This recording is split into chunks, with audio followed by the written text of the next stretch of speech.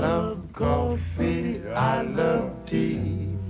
I love the jabber jive and it loves me. Coffee and tea and the jabber and me.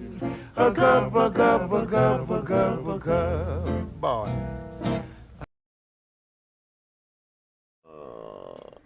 Well, hello, ladies, gentlemen, and everyone in between. How the heck are you? Yeah, I am Diana Clarion, the Lavender Lady. This is Coffee with Lavender. And with me, we have the one, the only, the beautiful, brilliant, the beautiful Kate Farr, Bionic Dance. Hello, my dear. How are you? Oh my goodness. It's a decent Saturday for a Sunday. But I don't know. I mean, life's been life. There's really not a lot to report. I think the most significant thing that's happened in the last day or two is that I finally got my phone to interface with Android Auto on the car. But the problem is, I don't know how I did it. Oh, I don't know what I no. did to accomplish it. So if it ever breaks again, I can't fix it because I don't know what the fuck I did. The only thing I think may have done it was that I uninstalled and reinstalled Android Auto in the car. Like, as in, Oh, I took it off my phone and put it back on my phone while I was in the car. That's the only thing I can think of that had the effect I saw. I don't know what the hell I did. I hate when that happens because, like you say, yeah, if the cat bumps a button or something and breaks it, then it's like, what do I do now? Well, okay, but if the cats are ever in the car, they're going to be in a carrier. So, I mean, just saying. Okay, I was thinking the phone, but yeah, okay, I get you. Yeah. Well, you said cat. I'm like, well, if the cats are ever in the car, I mean, you know, it's not like they're going to be just loose. Moo, moo. Yeah, that's not a good No, idea. no, no, it's No. meow, but okay. Yeah, okay. Yeah, you get cat fur all over the car's interior, and that's not good if they're loose in there. Yeah. But other than that, I mean, it's been a couple of days. That's it. There's really nothing new to report. I mean, okay, granted, the other interesting thing, I've been working on Quinn Redshift, of course, Of course. and I discovered that one of the voice files that Neil had done for me was just not quality. He acted it well, but it sounded like he was Darth Vader all roboting and crap. And so I'm having him redo it. We're actually going to do that tonight.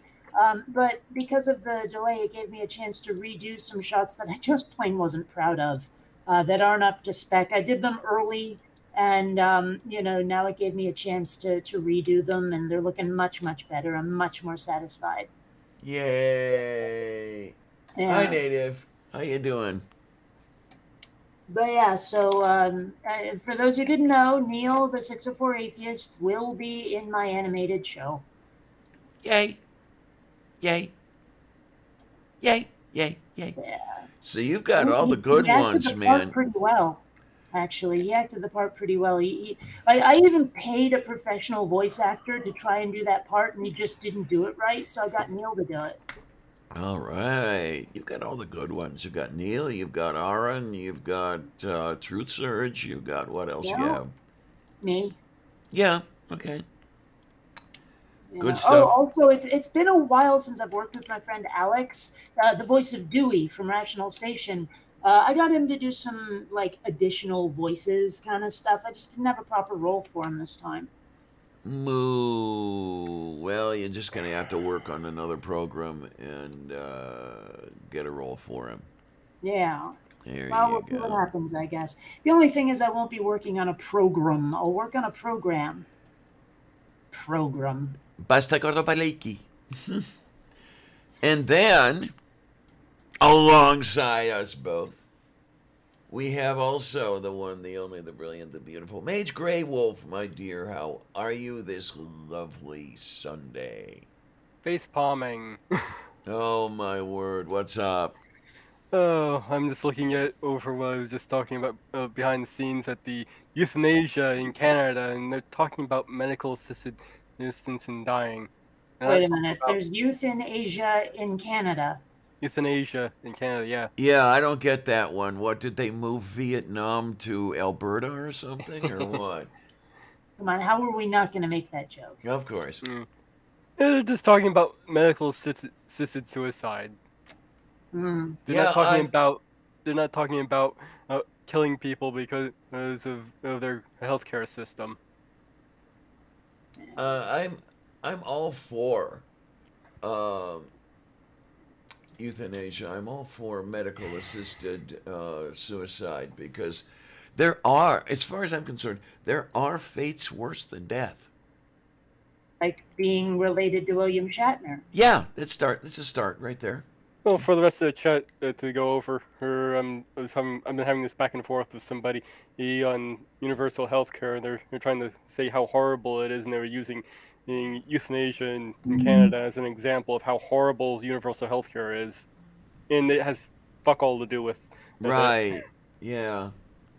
Well, I mean, like, it's not like they're doing it to people. You know, it's not like it's against anyone's will. Yeah, they're asking for it. Jeez. I mean, the Please thing kill is me. that, like, I get how these people, you know, they're probably religious or whatever, think, oh, all life is sacred, yada, yada, yada. Oh, Yeah, they're But, not. man. you know, I mean, I like what George Carlin was saying. He's like, you know, it's the one thing the one thing, you know, choosing your method of death, it's the one freedom we all have, you know, the right to check yourself out. Yeah, they're not forcing people into suicide booths here. Yeah. Yeah. I Now, mean, I mean, granted, to be fair, it's hard for me to empathize too much with wanting to die, but then I've never been in that situation. yeah, I we've do had think it that was a little discussion. weird. Like, what? Where was it? Like the Netherlands or something? There was that one chick who like, she was the first voluntary assisted suicide for depression or something. Oh, right, right.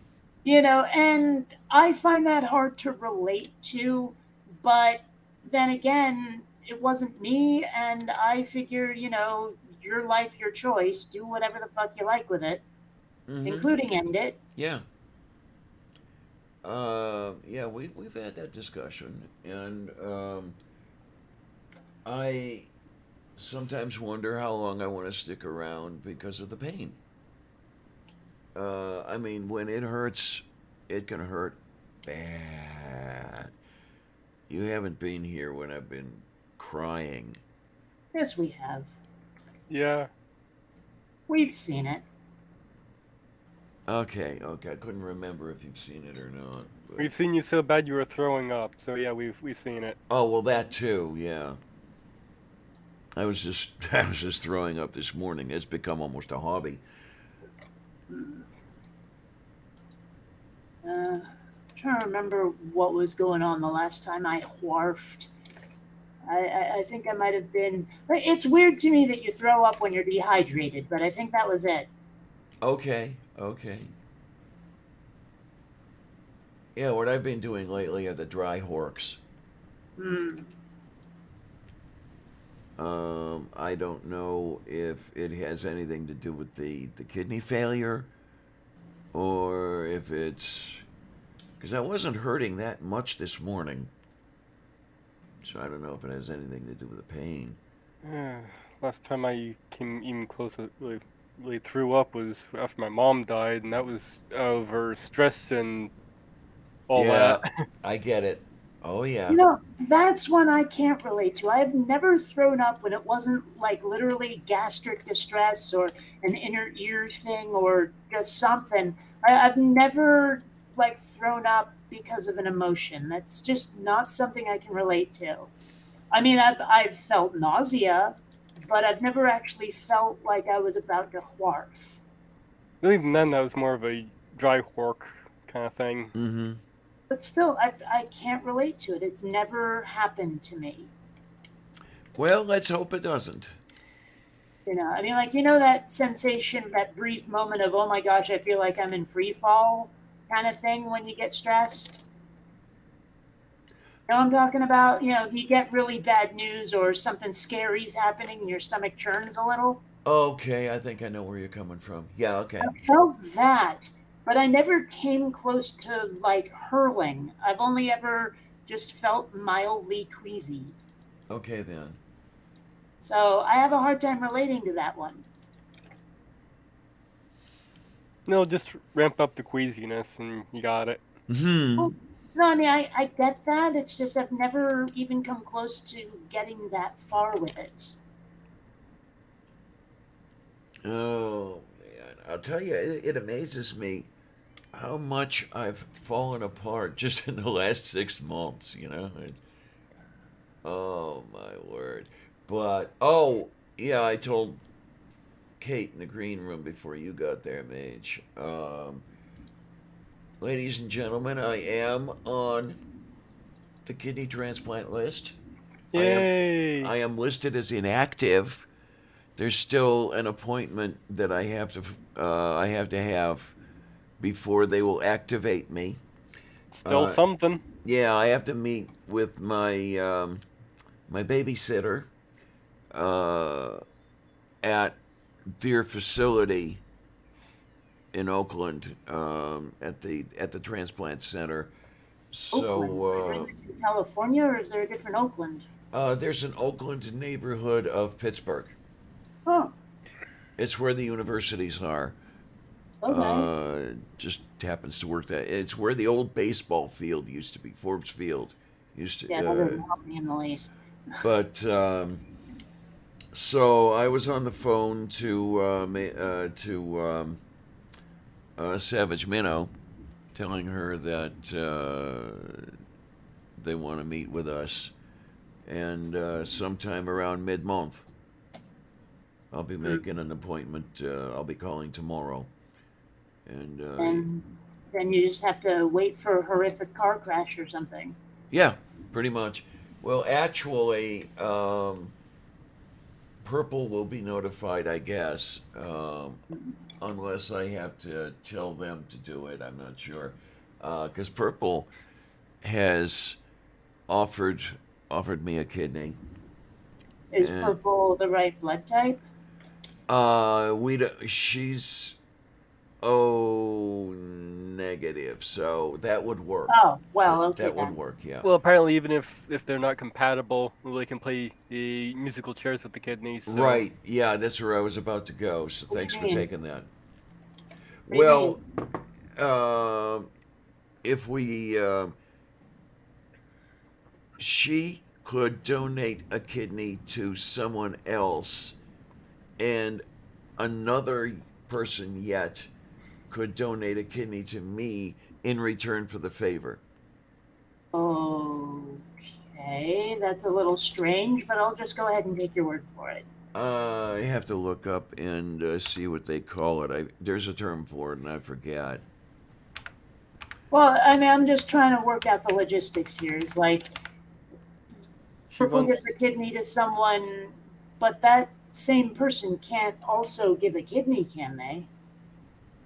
wants to give the kidney into Diana. They're not compatible, so she can give it to somebody else in exchange. And somebody who is compatible with Diana gives this one to Diana.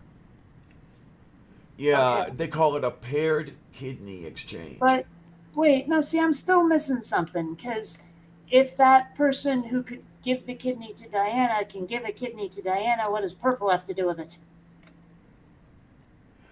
Uh, well, it's a matter of what do you want to call it? Matching people up who are Pay. compatible.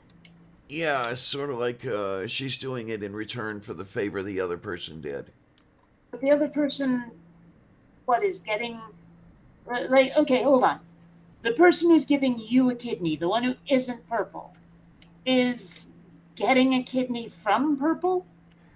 But let's just say maybe there's somebody else in a similar position who wants to give a kidney to this one person, but they're not compatible.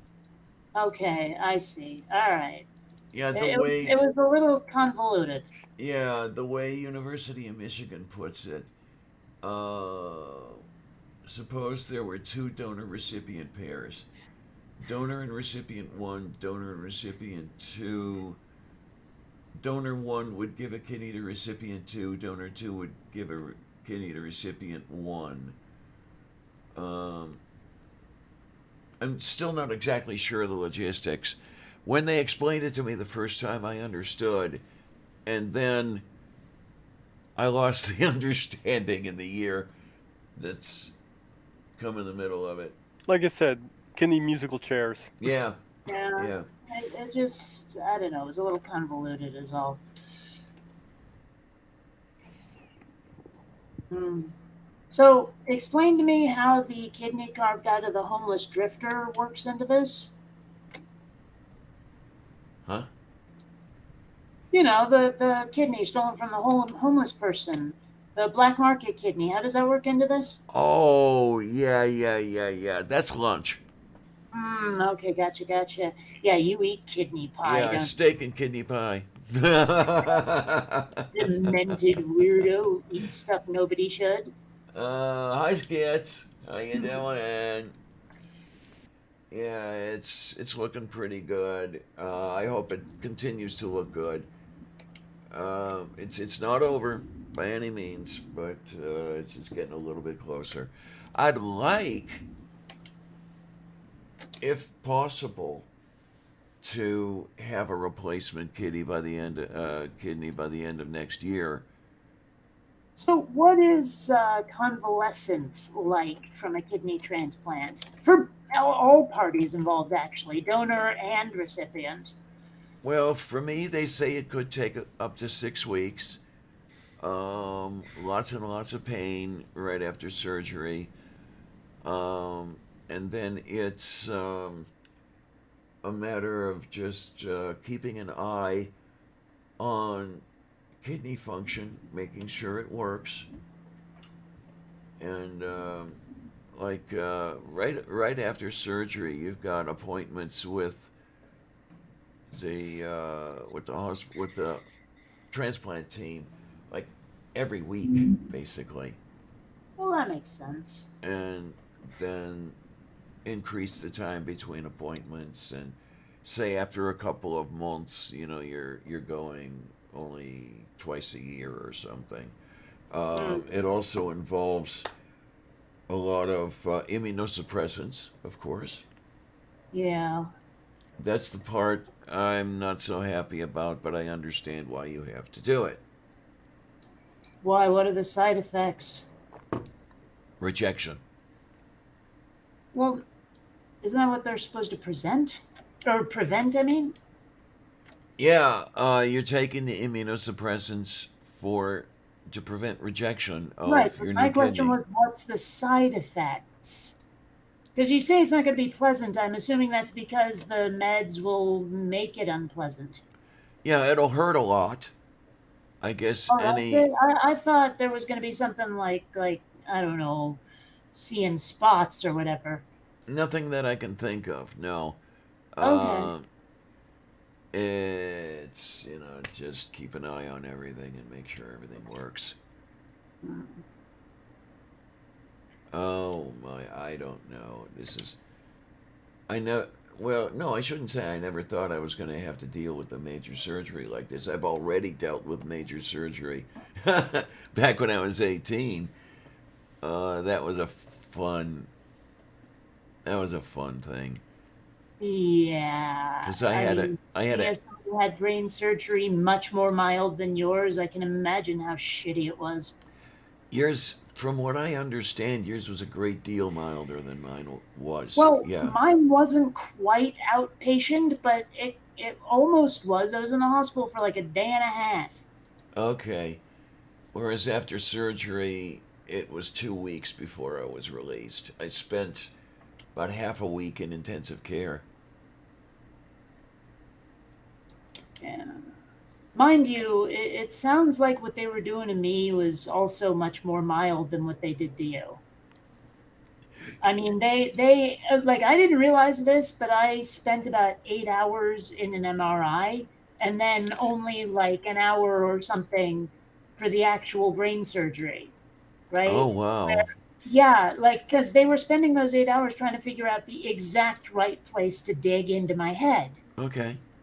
So it wasn't like 8 hours of okay, maneuver here, maneuver here. It was 8 hours of cartography, basically. Oh, geez. Yeah, I Okay. mentioned you'd want to get that right. Yeah, Yeah, just yeah. a smidge. So I mean, much, much, much more mild than what you went through. Yeah, Because they. once they stuck the laser in it, it was like a fiber optic cable effectively, and then they zap zap zap, cauterize the place that needs it, and we're done.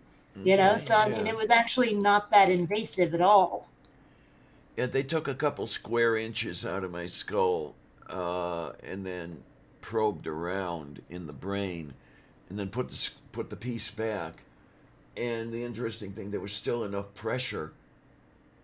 There was still enough intracranial pressure going on where the piece knit at a higher level than the rest of the skull. You can still feel the bump there, and this was what, 76. It's 40 some years. Oh Well, I my! mean, does it click when you press on it? Not anymore. It used to. If you touch a 9-volt battery to it, does your leg kick? Yeah, yeah. Oh my. I mean, honestly, I don't even know if I had a scab, right? Like, I thought I found a scab, but then it came off and it seemed to be like, stitching. Okay. I mean, I'm sure there must have been a scab there somewhere, and obviously they had to, break my skull a little just to get in there. But apparently it wasn't quite that invasive at all. It's just like a tiny little asshole. Oh, look, it's Manda. Hi, dear. How are you? Well, it's been a while. Come on in So, if you want to. Uh, you have actual batteries. So what, like power or artillery? Both. I hope it hurts a lot less than it was. I Oh mean, that my. is one thing I've been spared despite everything that's happened to me. Chronic pain is not an issue. Oh, I thought I had sent you one. I'm sorry, dear. Let me do something about that. Uh, I'm hoping the fatigue I was having yesterday isn't the precursor for a flare up. I must be missing something. A flare up of what? Arthritis. Oh, I, that's right. I forgot. I quite often will have really bad fatigue a day or two before I get a flare up of inflammation. here we go.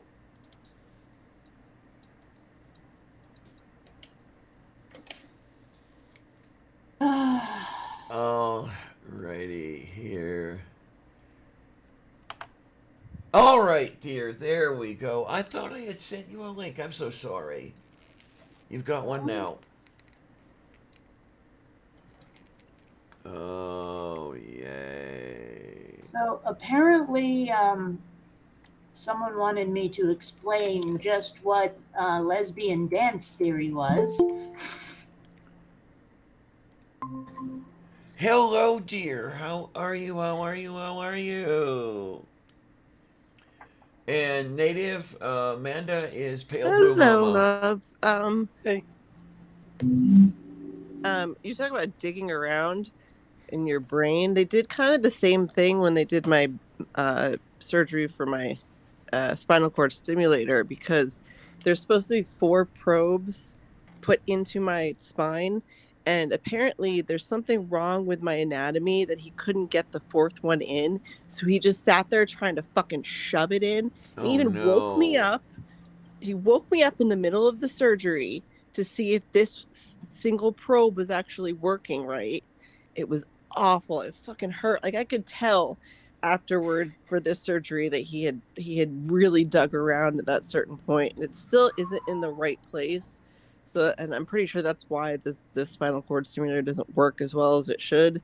But Okay. I tell you what, though, you're sounding so much better than you have lately, and it makes me very happy. Yeah, you used to sound a lot more drained when you were showing up. Yeah, yeah, yeah, yeah.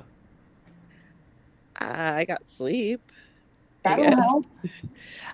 I'm fucking deaf in one ear right now, because, well, almost deaf, because I had a really bad bout of my RSD, my pain chronic pain, and it has a tendency to tank my immune system.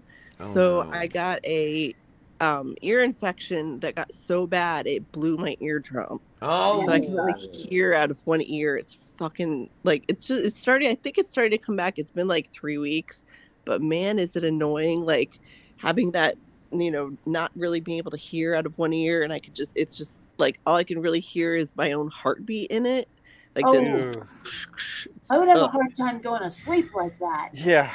Yeah, I wake like there's been a few mornings where I've been laying on the good ear and I can't hear the alarm oops. when I do that because Yeah. I can't hear anything. So I end up missing when Angel goes to work, and I feel bad because I like to get up and get him coffee and get him something to eat or whatever before he leaves. But Still, it seems like a very strange fetish blowing your eardrum.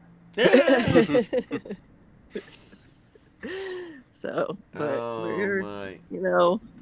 holding on. We've been in this place. It's just a hotel for a little over a month now. But it's right across the street from where Angel works. Oh, okay. And Well, that's good. yeah, so he just gets up in the morning and like he literally gets up 10 minutes before he's got to be at work and just throws on his uniform and heads out. That's I nice. saw your post on Twitter about him being like a very diligent worker. Yeah, Yeah, yeah. his boss is very sweet about it. He's like, "Oh, you're his mom?" I'm like, "Yeah," because I met him yesterday for the first time. He's like, "Thank you so much. He is our best worker. Thank you for teaching him such a good work ethic." And so it felt good.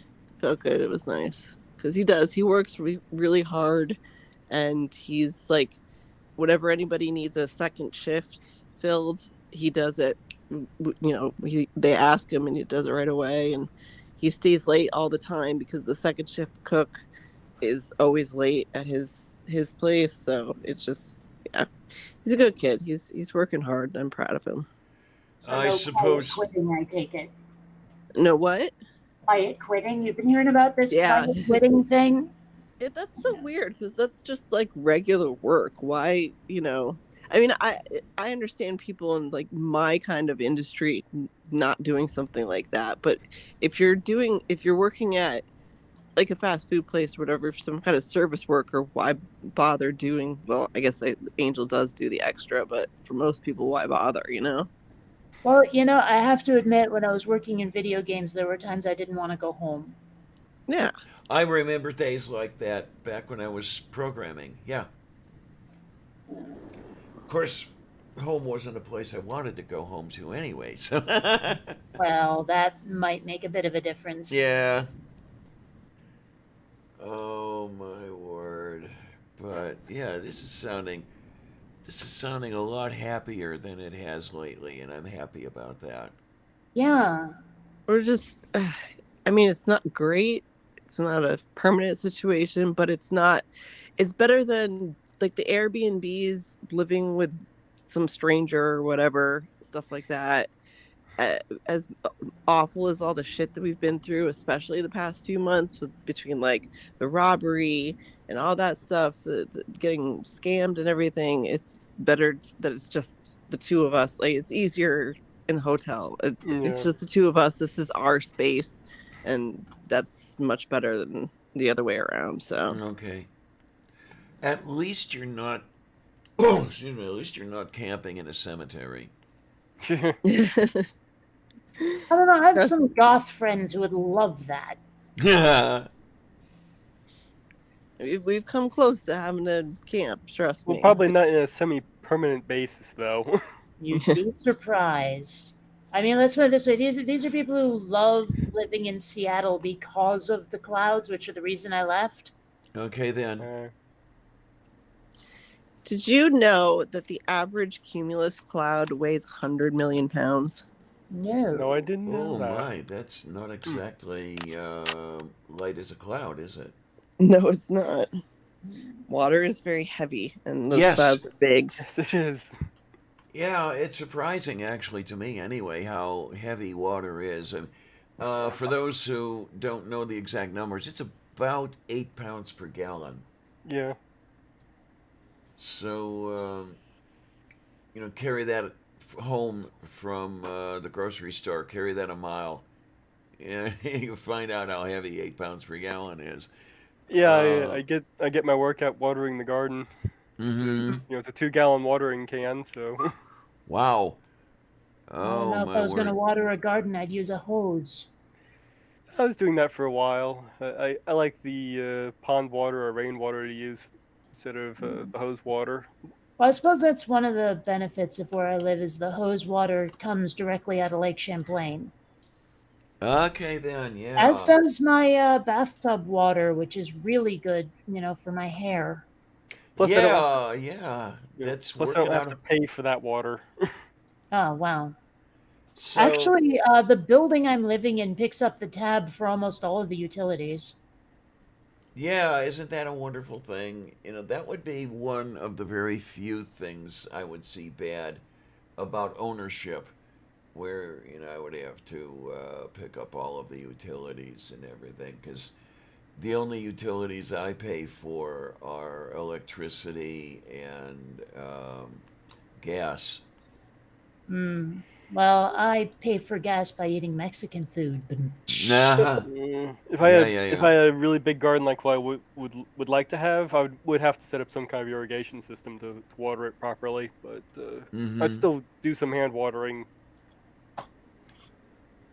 Yeah, it's nice where I don't have to pay for refuse removal which has become the thing anymore. I guess. I mean, when I was very young, nobody had to pay for refuse removal. The city or township or wherever you lived, did that.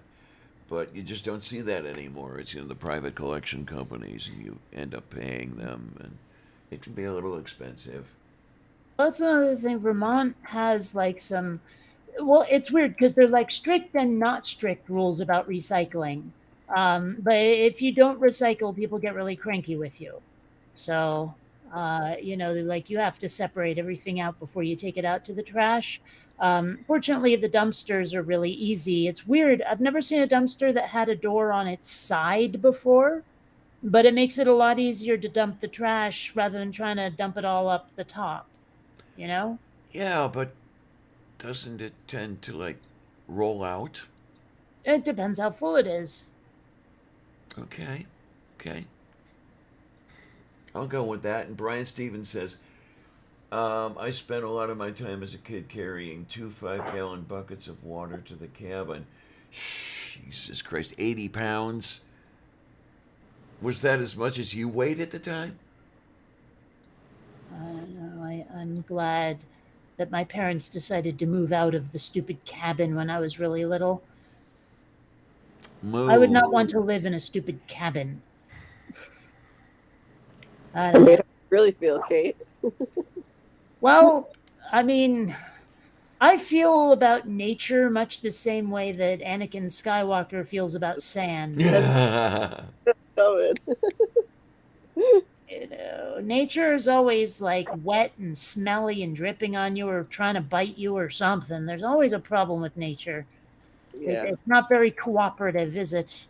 I admit that I tend to romanticize it. Those extremely dark nights where you just sit or stand there looking at a sky full of stars, and it's I was gonna absolutely. say, but those really dark nights have the brightest stars, though. I can't see the stars really anymore where I am. It sucks. Yeah, I I suppose know. I suppose I could if I chose to leave Chittenden County or something, but uh I haven't since I've moved here. Yeah, back when I was a kid, we'd be able to see the Milky Way on a good night. Mm-hmm. Yeah, I've watched the viewing conditions deteriorate over my lifetime. I remember when I used to see a pretty decent sky. It wasn't the entire Milky Way, mind you, but I mean I could see the dippers, both of them. I could see Cassiopeia. I mean, I'm lucky now if I can see Orion. Yeah, Well, If I want to see the Milky Way, I just go to the candy section. Okay then. I But grew up in the the middle like of like Connecticut, so I got all the stars. It was beautiful. I mean, I actually haven't really been looking at the stars from where I live because it's been fairly cloudy lately. But there have been some impressive as hell sunsets, I have to say. Um, but well, you know what I'm looking forward to in 2 years? What's that? The total Oh eclipse. yeah, I was gonna It's going to say. pass right over my head here. Oh man, I just hope the conditions are good for you because it's total eclipse is beautiful, Now, really and I don't truly. really know how to safely view one. I know you're not supposed to look right at it, but I'm not really sure They what have you are supposed to do. well, you can make like a pinhole camera. That's not really no, but if you get, they have special glasses that you can buy. They're really cheap. You can like find Yeah, them on. They're basically just a black film that'll protect your eyes. in Gotcha. Carbondale they handed them out for free. Speaking of the moon, we Yes, go dear. back tomorrow. Yeah, yeah. Artemis 1 launches I mean, it's tomorrow. this mission is unmanned. Right. Will be a manned mission coming up, but this is if you've seen the rocket, it looks just like it looks like the daughter of the Apollo Saturn. It's beautiful. The fact that they called it Artemis instead of calling it one of Apollo's kids' names, though they had that fucking right there. There's like 20 kids' names for Apollo. Could have picked one of those, but it's beautiful. And I watched the rollout a few weeks ago. It was cool shit, and I can't wait. Like, we haven't been to the moon in so long. Yeah, the I don't know. last. They probably shouldn't ever put me in charge of naming spacecraft for NASA because I'd be like, okay, send up Solo 1, send up Skywalker, something Hell like yeah! that. I've Yeah, It's time for Orville. Oh, what, The I'm look. Skywalker probe. Actually, they'd probably be down with calling a space rocket Orville. Sci-fi series or no sci-fi series, it works. Maybe a satellite. Maybe a satellite named Skywalker. There you go. That's really Okay, now this cool. is weird. I'm looking at the numbers for Artemis 2, which is the first crewed mission, and they're saying planned completion date April 2023, start date May 2024. What are they flying? Superluminal? But wouldn't it be better if it was a refined mission, though, rather than crude? Yeah, that's true. That's true. I just can't wait till they actually, like, it's been how many years? 60 years since we've had a person on the moon. Well, So let's see. Gene Cernan went back up the ladder in December 19. Let's try this again. December 1972. it was 50 years. Sorry, I was off by 10. But yeah, it's been a minute, and we're going to a different part of the moon than we've been to before as well, which is really super Yeah, neat. is it supposed to fly to the South Pole? Yeah, Okay. they have the points mapped out already. It's really cool if you've seen the probes that are going. They're all like sitting on the interior wall. It's circular on the inside, and they look like they're just sitting like little humans. It's adorable. It's cool. I just me and NASA, you know what I mean. But I'm just excited for it. Moo. I don't know. Maybe I'm a child, but I hear the word probes and my brain goes somewhere goofy. It's just me. I'm sure they must, but does NASA have any kind of established first contact protocol? I'm pretty sure they I do. don't know. Would it be NASA or would it be somebody else? Well, I mean, obviously SETI would, but they're sending NASA actually out into space. So I find myself wondering, like, not that we're likely to find any kind of life on the moon unless something's been hiding under it, but still. Yeah, I'm sure they have something. They have to. I don't know. It's maybe it's just the sci-fi fan in me, but that's the sort of thing I think about. Oh, thank you, Brian, for posting the YouTube link. So, are they live now, or let me look? I'll find out. Yeah, they are live during the countdown. That's pretty neat. So T minus 1 day, 7 hours, 7 minutes, and 50. Why is that counting up? No, that's something else. No, are they still saying T? Because I remember, and of course, I should not be using a sitcom as my basis for this, but I remember in the Big Bang Theory, they said that when Howard went up, they used L, which I assume is launch. Yeah, They I'm seeing that more often too. they still use T though. Yeah. Yeah.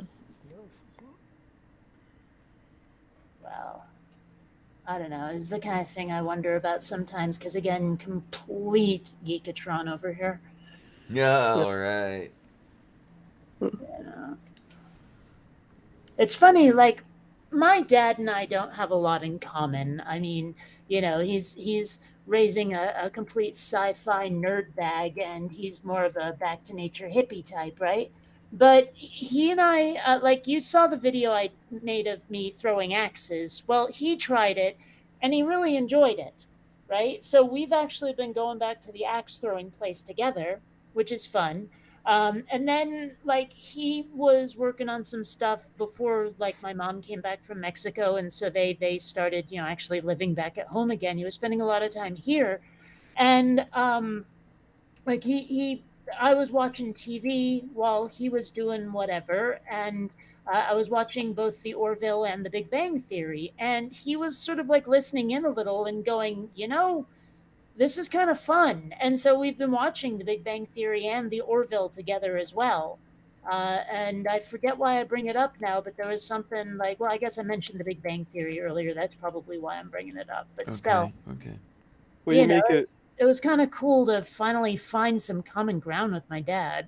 Since you've been doing X throwing, what do you make of the X throwing that you saw in Prey? Well, I mean, I'm not sure I could replicate it with the string on it, and I do know that throwing an axe, a lot of it is distance. Like I think if I changed where I was standing when I was throwing, it'd be a lot harder to hit the target. Like they have coaches there at the place, and they talk about that all the time. That where you're standing makes a huge difference. So being able to throw it with any kind of accuracy from any distance in an action scene like that seems unlikely. Hmm. But then again, what do I know? I just started.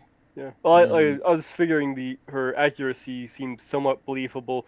Well, given probably have been doing this for years, maybe her whole life. Yeah. Now I But remember when I the was. force at which she was doing it seemed a little unbelievable to me. I mean, honestly, I find that a gentler throw tends to be more accurate. Okay, I can believe that. Now I was impressed when I was watching the films that you made of the axe throwing, how well you seem to compensate for drop.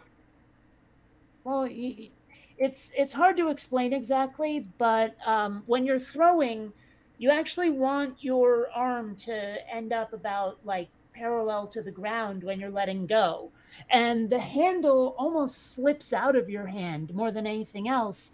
And like where you're holding the axe makes a huge deal because of the center of mass where it spins, Yeah. and you really only get one rotation before it hits. And so there's like a whole sort of technique to it that's hard to explain. In fact, the coaches found it hard to explain. You just have to figure it out and do it. Like they can give you hints, but they can't really show you how to do it. Uh huh. Kind of like skipping stones. In a way, yeah. Oh man, I have forgotten how to do that. So have I. Because the last time Well, I I tried mean, to do it, I it probably couldn't get helps that there. I grew up right on Lake Champlain, so I've been skipping stones my whole life. But it's pretty easy. Yeah, I used to be able to do it. I just can't seem to get it to work anymore. Yeah, I know that feeling.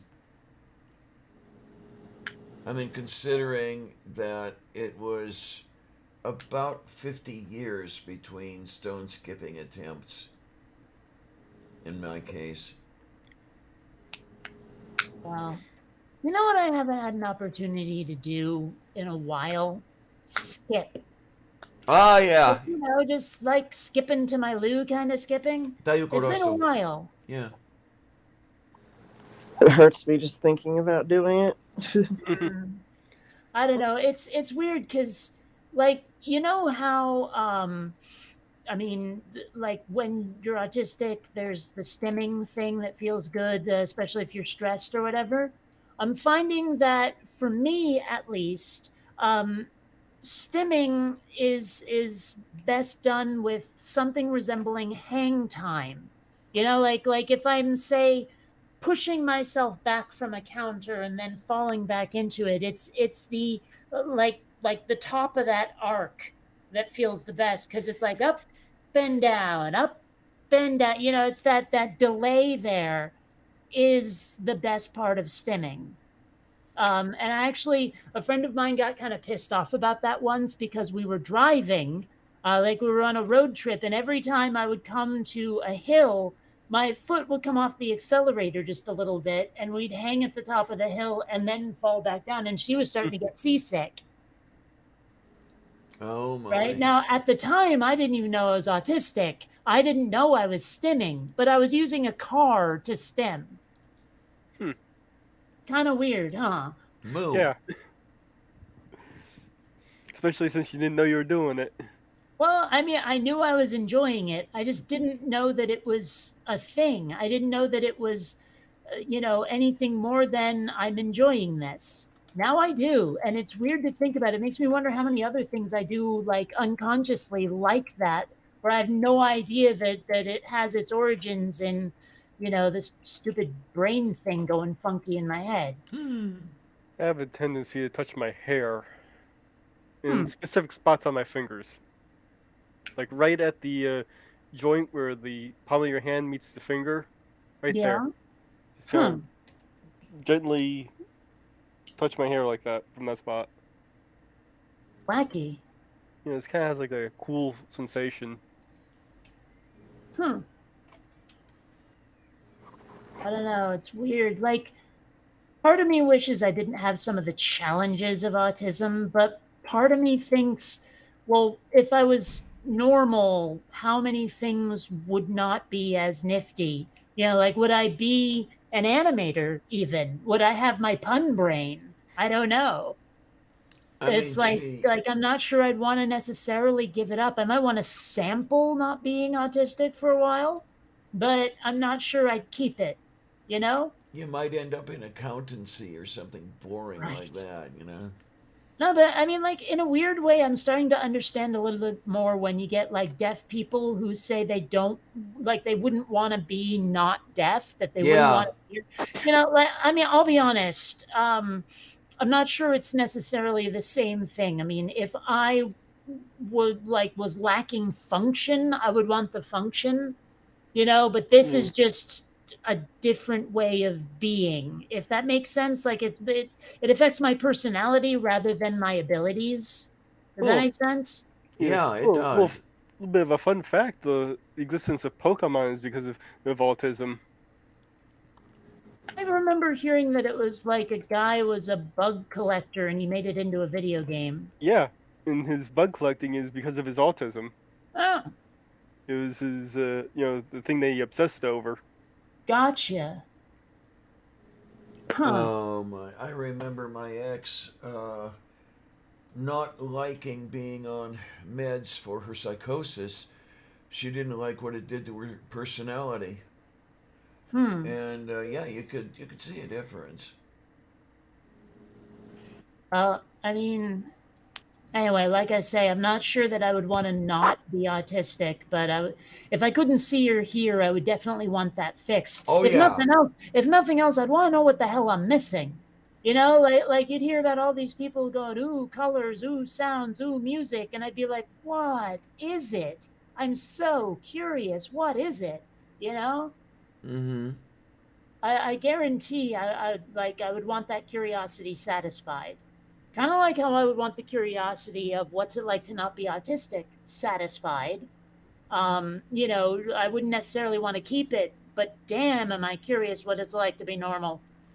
Yeah, I've Boring. thought about that sort of thing with regard to gender. I mean, there are times I wish I could be just cis. I don't care cis what, but just plain old cis. And then I get to thinking, but yeah, do I really want that? I mean, I've Well, been You know trans all what? my life. Like no such thing as normal. You well, know, you know what I mean. I know, when you're feeling that way, just remember that. And Diana, you couldn't possibly be any greater. Please don't want to be cis. I love you the way you are. And I think when Well, we're talking dash about you. So, normal, we're talking about averages. yeah, I mean, I'd want to know what it's like to not have the issues associated with autism. If you don't like the Yeah, word yeah, normal, then let me put it that way. yeah. It's just that I wonder what it's like to not have to deal with that shit. Because some of it is crap, I have to say. It's certainly got in the way of making friends, also, or at least keeping friends. I'll say that much. There's no doubt that autism has gotten in the way of, being liked. Okay, yeah, I get it. And I'm sure it's gotten in the way of learning, of schooling at times. Because, I don't learn the same way as some other people do. I certainly don't learn by rote repetition. And like I guarantee some of my teachers were really frustrated with me because I wasn't just doing what the rest of the class does. And I know that's not just an autism thing. Everyone has a different learning style, but I think like it's still harder to cram myself into that mold, you know? Mm-hmm. So I wish I knew what it was like to not have some of these challenges.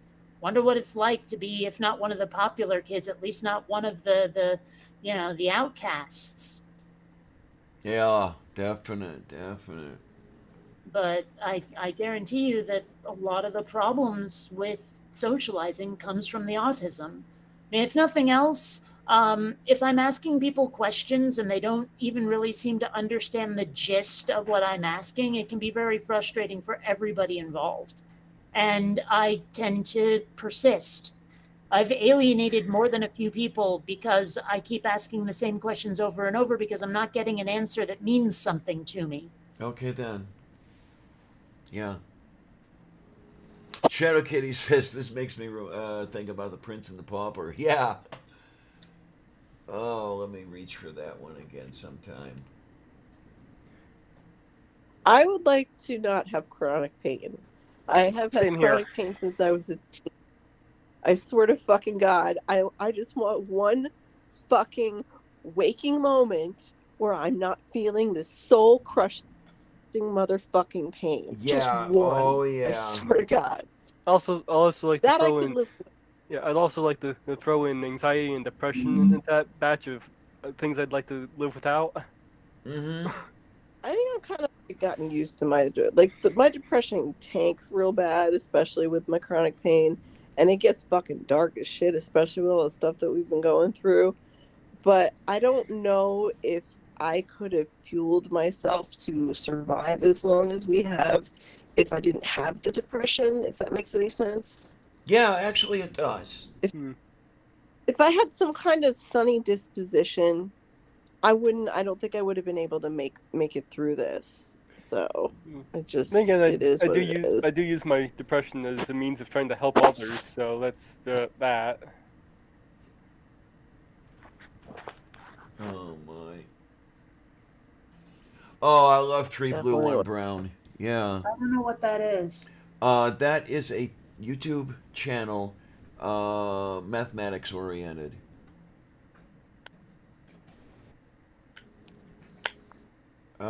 There's something about the guy's eye color that spawned the name Three Blue, One Brown.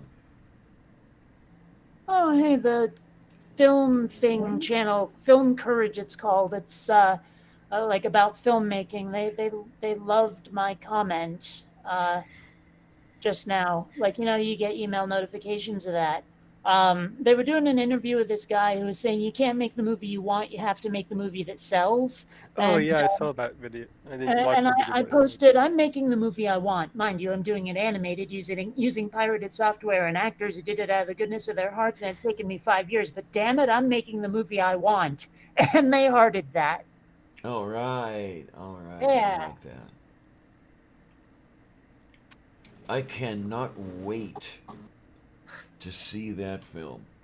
Well, you know what I figured out? My Blu-ray player has a USB port, and I can put Quinn Redshift into that and watch it on my big honkin' TV.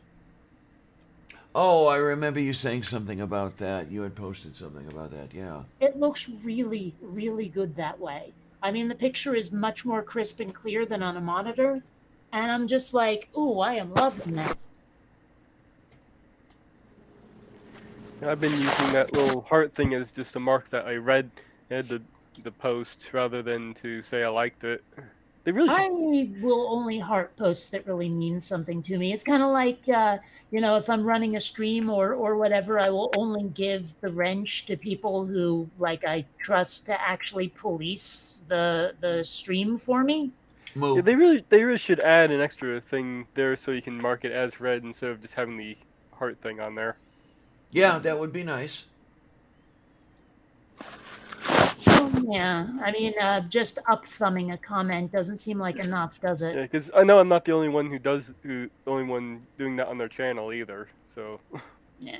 uses the heart as okay, I read this instead of saying I liked it. Well, I mean, it's. I like to make these things meaningful, so they're not shallow. Okay then. Yeah. I don't know. It just seems like if you don't put it out there when you really really mean it, then what does it mean? I mean, I know some people who will heart every comment, Yeah, that's what I was just saying. They're just using it to say I read this. I've Mhm. looked but at what your comment. but that's not what it means to me when I see it. When I see it, I'm like, oh well, you loved every comment, so why would this be special? Yeah. Well, yeah, that's what it's supposed to be used for to mark that, but that's not how people are using it. Well, I mean, unless I know that, I can't interpret it as intended. I mean, I have to know that's what they're doing. Well, with the unlikely chance you ever find yourself on my channel, then you know what I'm doing. Fair enough. I don't know. Oh But my. yeah. Oh, what else do we have going on here? Okay. Man, what time is it here? Almost 1. Uh, hmm. Yeah, I'm still Oh, getting accustomed to not making the correction for the time difference twixt thee and me. Difference. Yeah, is it weird not doing this super early anymore, Kate? It is a little weird actually. This used to be my cup of coffee, and now it's not. It's like this is more my lunch at this point. Yeah, you're finally on the real time zone. How does it? Well, or at least proud back of on the it. time zone I was on before I moved to the West Coast 30 frickin' years ago. Yeah. That is another thing that's thrown me for a loop. 30 years ago, I left like it. I don't feel that old. I don't look that old. I don't act that old. It's Yeah. weird because I've got friends who have gone gray and have 2 kids, and I'm like, how? Our generation is still kids, but apparently it's just me, and I don't get it. It Yeah, it's feels definitely weird. just you. It's that I maybe haven't that's gone gray another yet. autism thing. I don't know, but I have never felt like a grown up, and I don't think I want to. It looks like hell. Okay. Yeah. You take Angel for a little while and see what being a parent is like. Well, it doesn't really count anymore since he's technically an. I have an adult child. How the fuck old do you think that makes me feel? Okay, and I'm younger than you, Kate. Yeah, well, I mean, that's the thing. I don't feel old. I don't. I don't act old either. It's weird to me that Yeah. friends of mine, people I knew in high school, are old. It's just like, is it just that the kids aged them, or am I a Highlander? I don't know. Well, a lot of people are very surprised that I am as old as I am. They always say, gee, I would have taken you for, whatever 10 to 15 years younger than I am would work out to be. And I always tell them, yeah, well, maybe that's because I never had kids. Well, Oh, I'm closer Okay, to that's 50 than fair, 40. yo. I'm closer to 50 than 40. People still guess me in my 20s. Mm-hmm. I probably Thanks, would look Diane. younger if I didn't have the gray streaks. Well, I'm going gray like a shot, and they still think I'm in my 50s. It's like, what?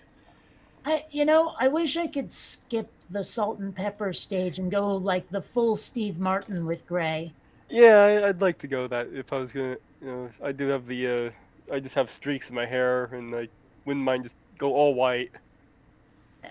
Get it over Steve with. Martin went gray in his 20s, though. But what I don't mean I know what you mean. literally. I'm just saying. Yeah. Yeah. Well, I've got Poor guy. I've got bicolor hair at this point. It's like it's white from the scalp to about halfway down, and then it's the brown it used to be, from there to the ends. That's probably just because you didn't cut it. Right, right, yeah. Yeah. Oh, It's speaking called of which, blonde. I wonder like if that stuff. I ordered that shampoo and conditioner that Kitty was talking about, Yeah. Mm-hmm. and I wonder how close that is to arriving because I know it shipped. Last I saw, it was in like Massachusetts somewhere. I'll be right back. So they could just Yeah, about walk actually, it there over. hasn't been an update since the 25th. I don't know what's going on, Oh my, yeah. but Okay. it hopefully. Well, I mean, the estimated arrival date is the 31st, so we'll see. Okay. Yeah, that reminds me. My skillets arrived. I participated in an eBay auction and got 3 Revereware skillets. I haven't even opened the box yet. I'll have to get around to that. Yeah, see, I'm still the kid at heart here. I recently ordered off of either Etsy or eBay a Tron keychain. Okay. Yay. Should I order a cat? You Would you- have a cat. Would you like a friend? Well, there's no guarantee of that. Xander and Columbia, they may not be at each other's throats anymore, but I'm not sure they're friends. Yeah, I've been lucky when I've had multiple cats. There were no instances where any of them was out to kill any of the others. I mean, Miranda hated everybody except me, but that was Miranda. Mm. I miss Miranda. Yeah, she died, what, 7 years? No, not 7 years ago. 10 years ago. Mm. Yeah, I hate to think about it, but Columbia is no spring chicken. I don't know how long she's got. She's not acting feeble or anything, but I don't know. The idea of losing her fills me with a certain amount of dread. Yeah. Oh, God. Leia's 10. I can't. Like, it fucking. Because, like, she's literally, since we got her, for the past 10 years, been at my side constantly. Because I've always, like, worked from home and stuff. She's just always been there. And I seriously lose it when the thought of losing her. It's too much. Can't. Mm-hmm. Yeah. But what can you do? Yeah, I don't want to lose you. No. You're 6 years old, but you never know. I lost my Merlin at 3. Car? Kidney failure. Oh. Maybe it was contagious. Maybe. There's a bunch of cats around here, and Angel saw him get hit by a car the other day on his way to work, and it fucked him up pretty bad. Oh my. It I just seems almost, to be like a lot of stray cats. I don't know why. when I was out riding bikes with my dad on the bike path, I almost made roadkill out of a very uncautious squirrel. Oh my. Dashed right out in front of my bike, and I was like, I had to swerve ever so slightly to not hit him, but I came really close. And they're not worth the same amount of points as, say, a toddler. Yeah, yeah. Man, you Oh, get a nice bunch of points for a toddler. I have to admit that that sort of morbid point scoring has been going through my head ever since I got my hands on a car. Oh Because, jeez. I'm evil. We know this. Oh my. Yeah, the old people aren't worth as much as you think. Mm. Well, it depends on whether or not they're on a rascal scooter. Yeah.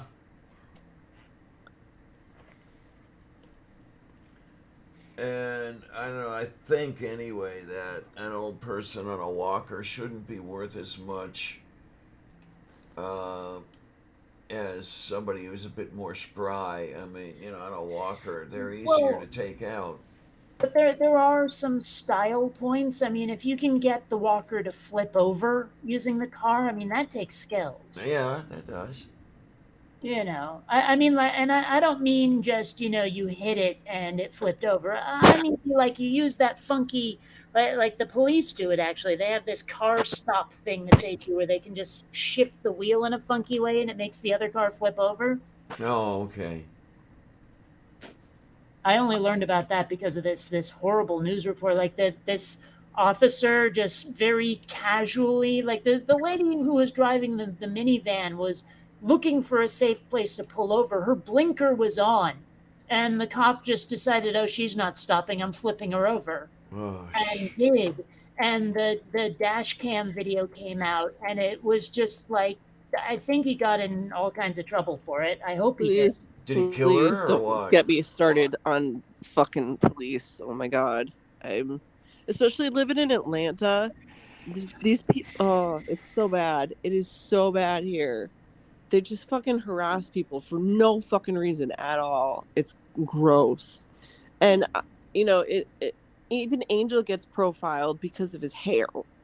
They think he's Oh, just some punk.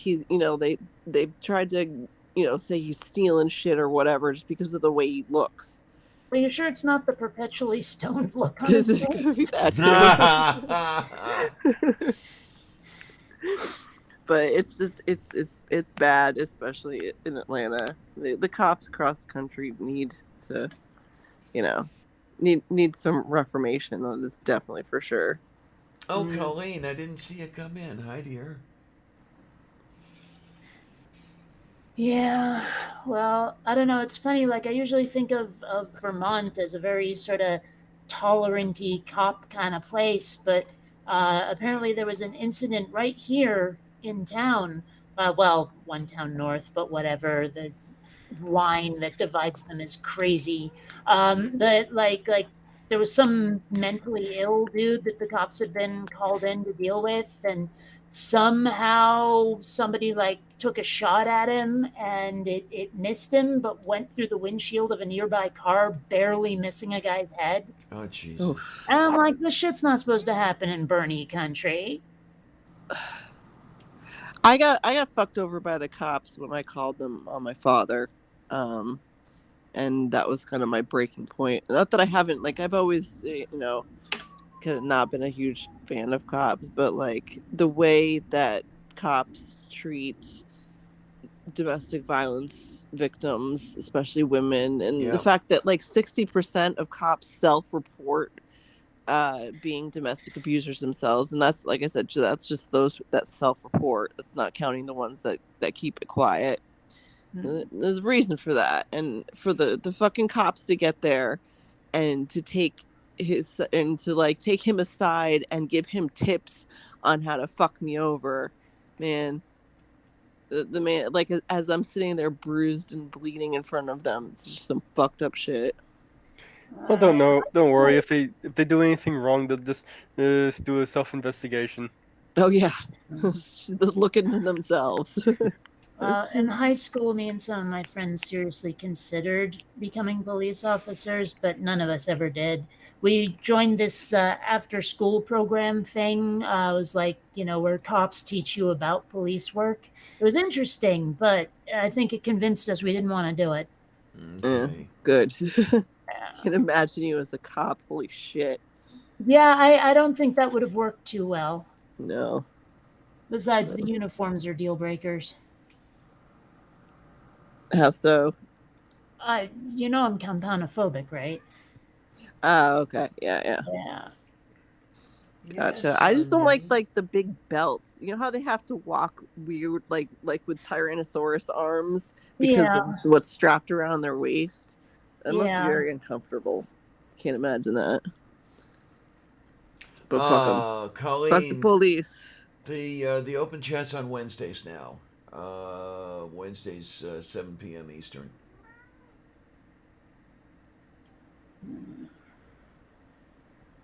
So. It had to be moved due to dialysis. Yeah. Yeah. I'm such a pain. Well, I know. it wasn't just dialysis though. It was also like the Sunday chat and what were we doing, like Tuesdays We or were whatever? doing They were so Tuesdays. They were they were so so close together that it seemed like it was just pointless Yeah. in some ways. Yeah, I was always doing your show and then jumping onto Goddamn on Tuesdays. Then I stopped doing Goddamn, so I stopped doing everything. I actually have another stream I could be on later today, but I don't know. It might be too many at once because it starts at 3. Oh, what stream is that? Do you know Goth That Funk? No. Mm-mm. Yeah, it's his stream. He hasn't made a lot of videos lately. It's he used to do atheism videos, and then he sort of started doing other stuff, and then he just sort of stopped doing anything. But every now and then he hosts a stream. So Oh, that dinner don't- club thing. yes, that one. Yeah. All right, I'll be back in a few minutes. Got a guy pulling up. Let's see. It's Moo. usually on like Saturdays or something. I'm not sure why it's today. You see this one? She's all over me. It's been like that lately. Oh, I haven't been looking. I'm working on some 3D stuff. Yeah, she climbs me.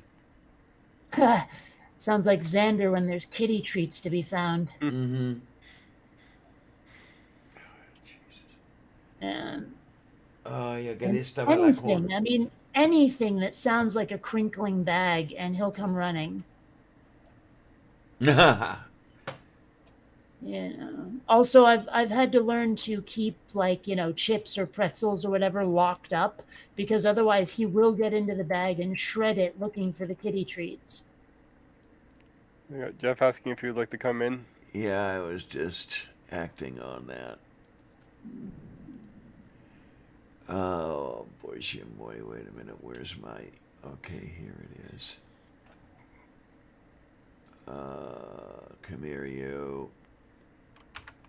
Let's see here. I'm actually There trying it to is. kit bash a couple of 3D models together to make a unique character. It's going okay, but I don't know. Come here, you. All right, Jeff, there you go. So I know a guy in Seattle named Jeff who seriously looked like a young Ozzy Osbourne. It was crazy.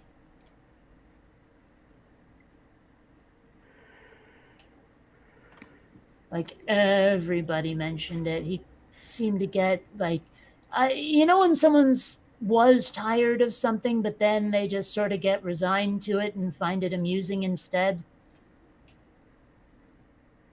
That was this Jeff when everyone would say he looked like Ozzy. Oh, okay. Yeah.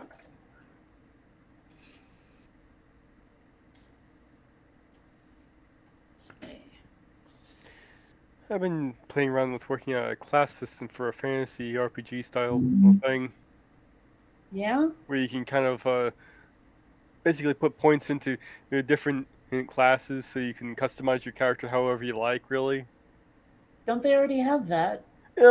things like it exist. Yeah. Yeah. I was actually thinking about making it like I'm trying to find a game to get into, and I was thinking about making a character who, like, isn't actually a bard but claims to be. Like I'm a sorcerer, and this instrument here is my wand, kind of thing. But then I was thinking it might be fun to make a bard who plays the saw. You take a like a violin bow to the saw, and then uses the saw as a melee weapon. Well, how about you have a bard that plays the butt trumpet? No. I mean, I actually think it is kind of a clever idea to have, like a weapon that is also the instrument like that. I think that could be a fun character to play. Yeah, I was trying to work out like differences between mage, wizard, and sorcerer.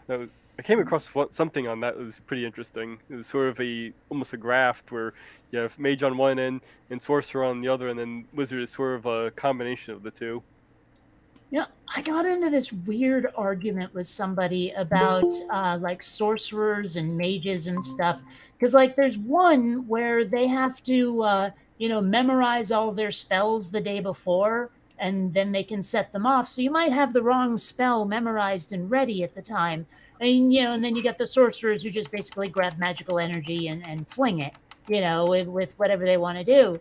And I was explaining to this one guy in a Facebook group how nobody I knew played that way, where, like, no matter what your class is, everyone just said, well, I'm casting this spell now, and that's that, right? And he got pissy about it. You have no idea how pissy this guy got about doing that. And I tried to explain, dude, it's like a rule nobody plays with, or a custom rule that everybody plays with. Like when you're playing Uno, there really isn't a rule where you can stack draw twos. That's not in the rules, but everyone plays that way anyway. Or in Monopoly, nobody uses the rule where if no one buys an unowned property, it goes to bidding, that it goes to auction. Nobody uses that. Most people don't even know it's in the rule book because everyone gets told how to play rather than reading the rules, right? Yeah. And I tried to explain it was kind of like that. Just, sure, it's in the official rules, but nobody bothers. And he was like, well, they should bother because that's how the game is played. And I'm like, wow, terminal intensity, dude. Hey, Jeff, how you doing, hon? Well, Sharon. So I had to say that after what Kate said earlier. Oh, Sure. okay. Well, Sharon. What are you talking about? Sorry. So I can't do an Aussie impression. I'm not very good at it. Okay, but I think I'm missing a reference. Well, you were saying something about a guy called Jeff who sounds like Ozzy Osbourne or looks like Ozzy Osbourne. Yeah. Okay. Okay, Is that the name of his wife or something? I don't know. Like, seriously, I know Yeah, all about Ozzy. That's his wife. Okay. Became very famous on that reality TV shows like Sharon. Yeah, I've never watched that show ever, so I don't know. I know nothing about this. Yeah, it's you didn't miss that much, honestly. But yeah, I mean, I was a big fan. I mean, obviously, I'm a massive fan of like Black Sabbath and and some of Ozzy solo stuff. But yeah, that reality TV show, I'm like, yeah, okay, whatever.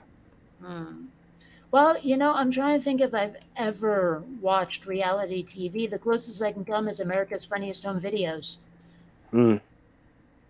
And that's not that close. Like it's hardly the Kardashians or whatever, of which I've only seen clips. No, I think it's very weird though that I see a lot of people in this, shall we say, the online atheist community who will say they're not into reality TV, but they absolutely glue into the daily shit show that is Shani for Christ and G-Man and all that group, and it's like, and I'm like, dude, that is the absolute personification of reality TV. Those guys. Well, I when mean, you I, get down I, to I, it, the reality TV isn't exactly all that reality. Yeah, a lot of it's yeah. scripted, I'm told. Mm, Or at least if not scripted, they're told what's coming. You know, okay, have this fight with this person or whatever. That's what I've heard. I Yeah. don't know. I've certainly never seen an episode of Duck Dynasty, that's for sure. Oh, jeez. I never saw I it. I've never seen that show. I've heard all I've heard is that the main sort of guy in it is this absolute nut job chimpanzee. That's about all I've Yeah. heard about him. Yeah. There are Oh actually a wait, bunch of hold on. I take it back. I have watched a little reality TV. There was this weird show about this family that had been living like super isolated, and they're kind of religious, and it was all about their kids going out into the world for the first time. Oh my, that And it was. was like the son, like the oldest son, had married some girl from like only slightly outside the faith. Like their parents were different. Her parents were a different tradition or something, but it was the same. It was still, you know, weirdo Christianity kind of thing. And like the I think it was the oldest daughter was the rebellious one who went out into the world and was like, you know, becoming this party girl and stuff. It was kind of an interesting show, pseudo documentary style, but I don't know how real it I really think. was. Well, I think the one thing I'd say that closest I got to it was American Chopper when that started. Mainly because I was just interested in like watching the show about building custom motorcycles, and so I found that quite interesting. But then it became more and more about the drama between the dad and his son, and it was like I kind of checked out at that point. You know what I've It's never like known is why are motorcycles called choppers? I've never understood that one. Oh, it has it's something just to do with using chop as a verb, yeah. Okay, or not helpful. when you're modifying the motorcycle or some shit like that. Oh, because I when I mean, think of a chopper, you know what I think of? Well, A I think of a helicopter. helicopter. Yeah. Yeah. Generally, your average Max. bike that's classed as a chopper is like a very it's got very long wheelbase and it's very low to the ground, big handlebars, and ridiculously long forks and a long wheelbase. So That's kind of monkey bike, hangers but then. yeah, Okay. yeah, I've monkey never hanger, understood those. I mean, like don't your ridiculously arms long get fork. tired after a while? They would have to, I wouldn't don't they? know. I've never ridden one. I've ridden motorcycles. I've had a try. I've tried out a couple of Harley Davidsons, and I just thought they were. Yeah, there was a certain thing about them, but no, I wouldn't want to own a motorcycle like that because those kind of motorcycles are overpriced and unreliable. So, Well, if I'm going to ride a motorcycle of any sort, it's going to have to look like it could turn into a robot in a Japanese cartoon. mm, You know, we're talking like Kawasaki Ninjas and stuff here. okay, yeah, yeah. Well, my last bike was a jet black Kawasaki Z 750, and it was I think the when I first got it, and it had this like this like digital speedometer that you turned on, and it just fired up. And my friend, when I first rocked up with it, one of my friends said it reminded him of the TV show Street Hawk, No, which I was I like, haven't seen okay. that in so long. Oh my And I god. was like, okay, I'm cool. I'm cool with that reference. I'm cool with that. I'm nostalgic about that show. I'm cool with it. I mean, because, you know, that and like what, Knight Rider and Airwolf were staples of my Yeah, childhood, you know. yeah, absolutely. They were of mine. Yeah. Yeah. Although, I mean, I remember the other two so much better. Mm. I won't watch those show. I won't watch those shows now because I think it's one of those things that you probably realise they're not very good now, and I don't want those sort of memories of my childhood tainted. So Yeah. I just prefer to remember them as being awesome TV shows. And I remember feeling really disappointed when I read about how they did the turbo boost for Kit, where basically they stuck like a fiberglass frame on a Mm, really cheap ass car and launched it. So like every time Kit would do a turbo boost, they wrecked a car to do the effect. mm, And I was like a little bit disillusioned by that. I was like, oh man. Oh well. yeah. No, I mean, well, the thing is, I was talking about turns into a robot. I never, Mhm. I never got over the. I think I had my illusions about Knight Rider shattered when I realised that the voice of Kit was Mr. Feeney from Boy Meets World. I don't know Well, why that just shattered my whole childhood for some reason. Well, the thing is, I never watched Boy Meets World, and also I Yeah, watched Knight Rider long before that show even existed. So it was a little bit disappointing to actually see what he looked like for the first time, though, because let's yeah, face it, he does sort of look like a lump. But I mm. mean, it's still. Um, But I mean, the one thing obviously that I know it only ran for one season, Street Hawk, but the one sort of thing, but one of the I think big legacies of it, it gave one of the first TV roles to a certain actor that's done rather well for himself. Guy called George Clooney. oh golly. It's like one of his first TV roles was in Street Hawk.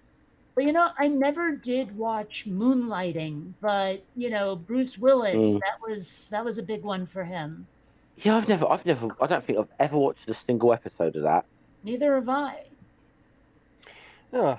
Speaking about voices, I found an interesting little feature in the Edge browser, or since I've been using it as a PDF reader, it has Mhm. a text to speech each function. The only problem is makes it sound like I have Stephen Hawking reading to me. Huh. So it's fine. Well, you said text to speech, but I heard Texas speech, and I was picturing I'm like, gonna say I heard that as well. I Text was text to speech. well, yeah. yeah, but Texas speech just sounds like a much more interesting function. Apparently, they've made a more natural sounding voice for Windows 11 that's like in beta or something, but Well, it's kind of annoying to me that like they don't make American accents for text to speech. They just don't because they don't sell. But I actually talked to the company once and asked them why can't I get like a New York Italian accent? And they're like, because Americans don't want them. Like even Americans from regional areas want the sort of generic Star Trek computer voice, and I was like really unhappy about that. I wanted a much more interesting sounding like American voice. As it is now, I use an Australian text to speech voice, and that's only because the like they've started storing the text to speech voices in a different folder on the phone. And so the board Scotsman that I'd been using can't be used anymore until there's like an upgrade of that software. I'd like to get a text to speech each using the voice he's in the AI in Spider-Man's outfit from Homecoming. Never saw it. Yeah, it's kind of I'm not sure if I can explain it, but kind of good voice. I don't know. I'm just not superhero people. Yeah, basically Tony Stark gave him like one of his super suits. It's for a Spider-Man costume, and it had a built-in AI that talked to him. Oh. Oh yeah, and they very unwisely called the AI was called Karen for some reason. What was Spider-Man's Yeah. AI name? I don't think that was. I don't know. I mean, I have to wonder. Like, there's probably some perfectly nice women out there named Karen who are having a really hard time now. Oh yeah, you're right. It was named I Karen. know women called Karen, the name Karen, and it's I kind of feel sorry for them now. It's like this whole, you know. Yeah. But then one of them but then again, one of them I went to school with, and she used to mock my name because Jeffrey was the name of like some guy off of a very famous children's TV show in the 1980s, and she'd always sort of mock me for that. And it's like I still know her all these years later, and I'm like, yeah, this is called. If there's such a thing as karma, this is it. You know. Mm. Yeah, I used to know a kid in my neighborhood whose name was Jeffrey, and it was spelled the Geof way, and I always called him Yeah, Geography. yeah. Mine spelt. Yeah, Yeah, GEOFFREY. Yeah. like it just seemed, perfectly reasonable. His name's Geography. Of course it is. Mm. I Yeah, don't know. well, there are people that when they first met me called me Geoff. Hmm. Yeah. Yeah. Well, I mean, Oh, isn't it supposed to be pronounced Joffrey, like the kid from Game of well, Thrones? Game of Thrones. Yeah. Yeah, Oh, yeah. I don't know. It was probably for the best that the Jeffrey I knew was amused by being called Geography because I wasn't gonna stop. Okay. It's Yeah, one of the group when I was in high school was Jeff. Jeffrey spelled your way, Jeff, and one of the other kids always called him Geo Fry. yeah. Okay. Yeah. Yeah. I've had people. Yeah. Cool with that because I think most people when they think of the name Jeffrey they think of it as spelled with a J. Hmm. Yeah, yeah. Um. Um. But I mean, I suppose mine's more of an older because I've obviously looked into the roots of my name, and it's partly Teutonic and partly Old French. That's where they can trace it's about as far as they can trace it. Like there's variations of it, like Godfrey or so on. I mean, the name means God's peace is what it means. Jeffrey, yeah. That's ironic, isn't it? So I just say, well, okay, if I'm going to abbreviate my name to Jeff, does that just mean God? I don't know, but Actually, it's fun when yeah, I was trying to name like the characters from Quinn Redshift. I was trying to give them as non-biblical names as I could possibly do, and it turns out that's really hard. Like almost every yeah, name there is has a biblical root. The ones that don't are still religious, but it's like Greek or Roman or something. Yeah, It's huh? like really difficult to find a it, name that doesn't have religious connotations or origins. It's frustrating. yeah, it's difficult because obviously this names in English, you start looking at sort of foreign names and realize, oh, they mean that, like they mean this in another language, like like for example, like English, like the way England people say George, well, names like Jorge and Georg, that's the same name, you know, just different languages, different pronunciations. Yeah. Although I have to admit it's weird to me. Like it seems like it's probably sacrilegious or something. How many people from like say Mexico, for example, name their kids Jesus? Yeah. Like I mean, doesn't that seem a little presumptuous or pretentious or something? Naming your kid Jesus? I don't know the reason that is such a popular name south of the Rio Grande, um, but to me it doesn't seem all that pretentious. But then again, Uh, I Well, I really mean, don't think of I'm not Jesus. saying it's pretentious by my standards. I just would have thought that people who well, are religious, would find it like to be fair, blasphemous. that's how Jesus was introduced in his boxing match in South Park. So, Jesus el Savior Christ. Hmm. Yeah. We have a character introduce themselves as Jesus, and the alien laughs because it's like Mm, they're a word for defecating themselves. mm. Jeez, all right. I don't know.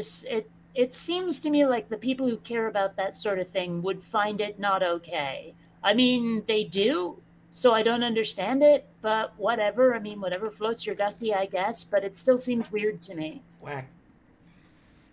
But it probably obviously comes from like obviously what was probably a very common name in like Judea at the time. Yeshua is probably a very very common name. That's what So I Yeah, understand. yeah.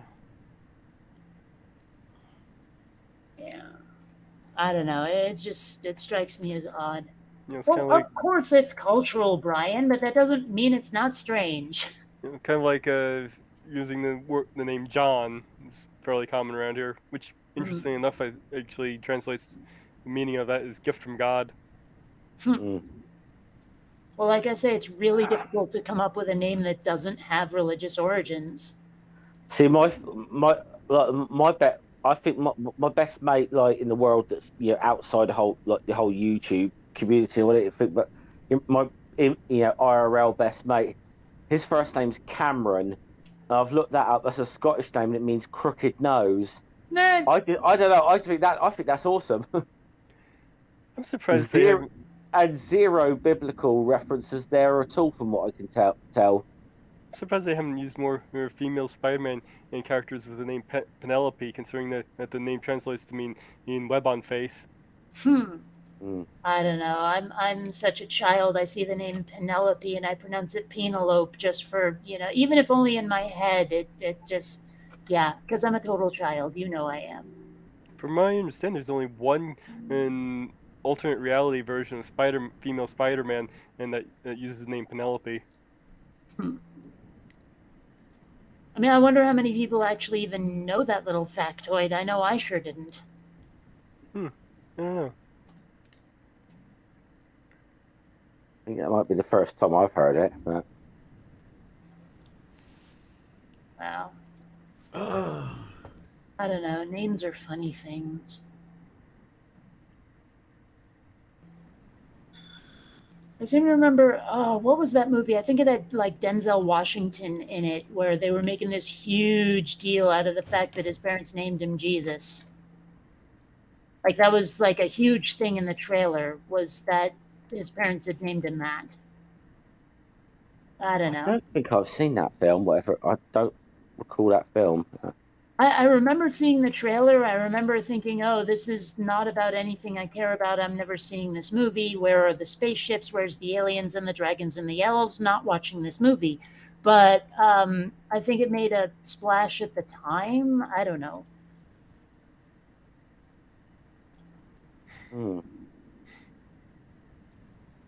I have actually had some people get on my case for that sort of thing for completely stupid reasons. They're like, well, why didn't you watch this movie that's about the struggles of this, that, or the other ethnicity? I'm like, because there's no fucking spaceships. But they still thought, it was racist anyway. I was like, oh, fuck off. Yeah. We sometimes get a little bit too uptight about that kind of stuff. People have their own sort of tastes in the kind of media they consume, so yeah. I don't know. It's like there's a lot of Spike Lee I've never watched. When he starts making movies with spaceships, I'll watch them. That kind of thing. It's like it's not who he is, it's not what he is, it's the content he's making that's the problem. No, moo.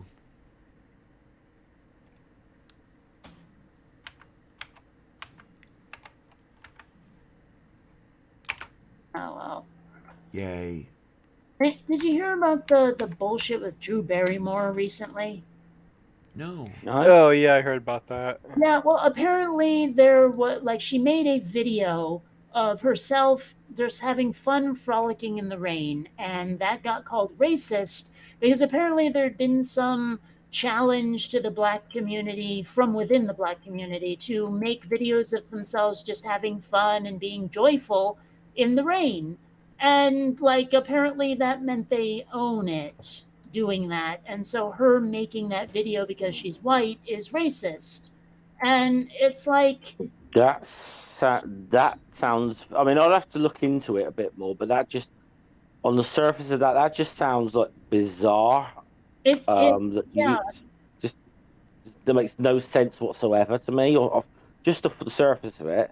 Yeah, well, I mean, it took me forever to figure out what the problem was. I saw a couple of videos of people going off, and I was like, but she was just having fun in the rain. What the hell?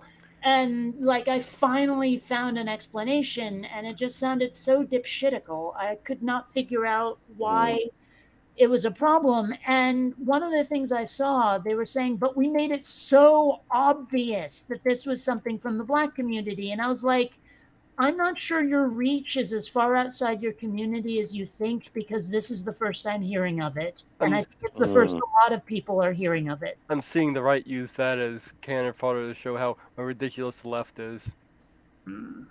I don't know. Yeah, I mean, the trouble is, I hate to even say this because I'm as left as anyone. I mean, I am, I am very much on the left. But sometimes, I kind of look at our side and think, what the fuck are we doing to ourselves? The bloody petty sectarianism. We I mean, do it's like, tend to look for things to be outraged by. It's true. Oh my gosh, people make shit up to like make a protest. I want to stand for something, but I don't know what. Let me look around, and if I can't find something, I'll make it up.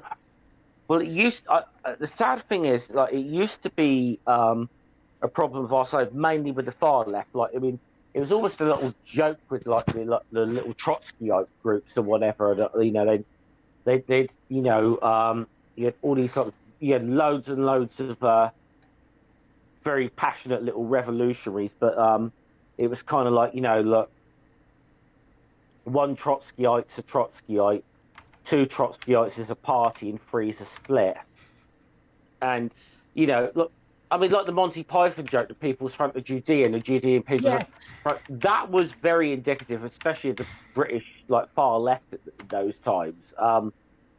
I've seen that attitude over the years just creep more and more into like the sort of mainstream left, and especially within like things like identity politics. I've really seen that absolute self-defeating sectarianism just creep into it. It's kind of depressing.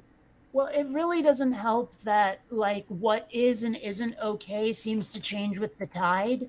I actually, like, I forget exactly what I was debating, but like trans issues had come up, and like I got absolutely castigated because apparently spelling trans woman or trans man without a space in between the trans and whatever is now like a turf thing. Okay. Yeah, I got in trouble for something similar the other day. I said the word because me and Bree, before she actually transitioned, did a show with PJ Myers or PZ Myers. Sorry, PZ. Yeah, I'm stoned. Okay, shut the fuck up. Man, anyway. Say no more. You've mentioned that name. Yeah. What did I do? What? No, you just said PZ Morris, and I'm like, okay, I think I can see that there's some ridiculous ultra-leftist shit that's about to be said. We did this, it was called The Science of Transgenderism, and I was talking to a trans woman about it, and she told me that the word transgenderism is now a turf word, so I had to change it. Oh, Jesus. Okay, I lose track of all this. What the fuck are you supposed to say anymore? Because I know transsexual is out. Right. Yeah. Well, I get the feeling that the point is that there are going to be people who complain about everything because they don't want any of it mentioned anywhere. Well, I mean, I think part of the problem is just like, oh, well, it got appropriated by this hate group, so now it has to be changed. And well, you can't just, I mean, I think people should be taking back words rather than bowing to the people who misuse them. I've been using trans people or just trans myself. I mean, but it's really difficult to know what you're allowed to say anymore. I mean, I've told the story before about how I was blindsided by the fact that Oriental had become racist, like out of nowhere. Yeah. Like I had not heard word one about it until people got on my case about it, and I was like, since when?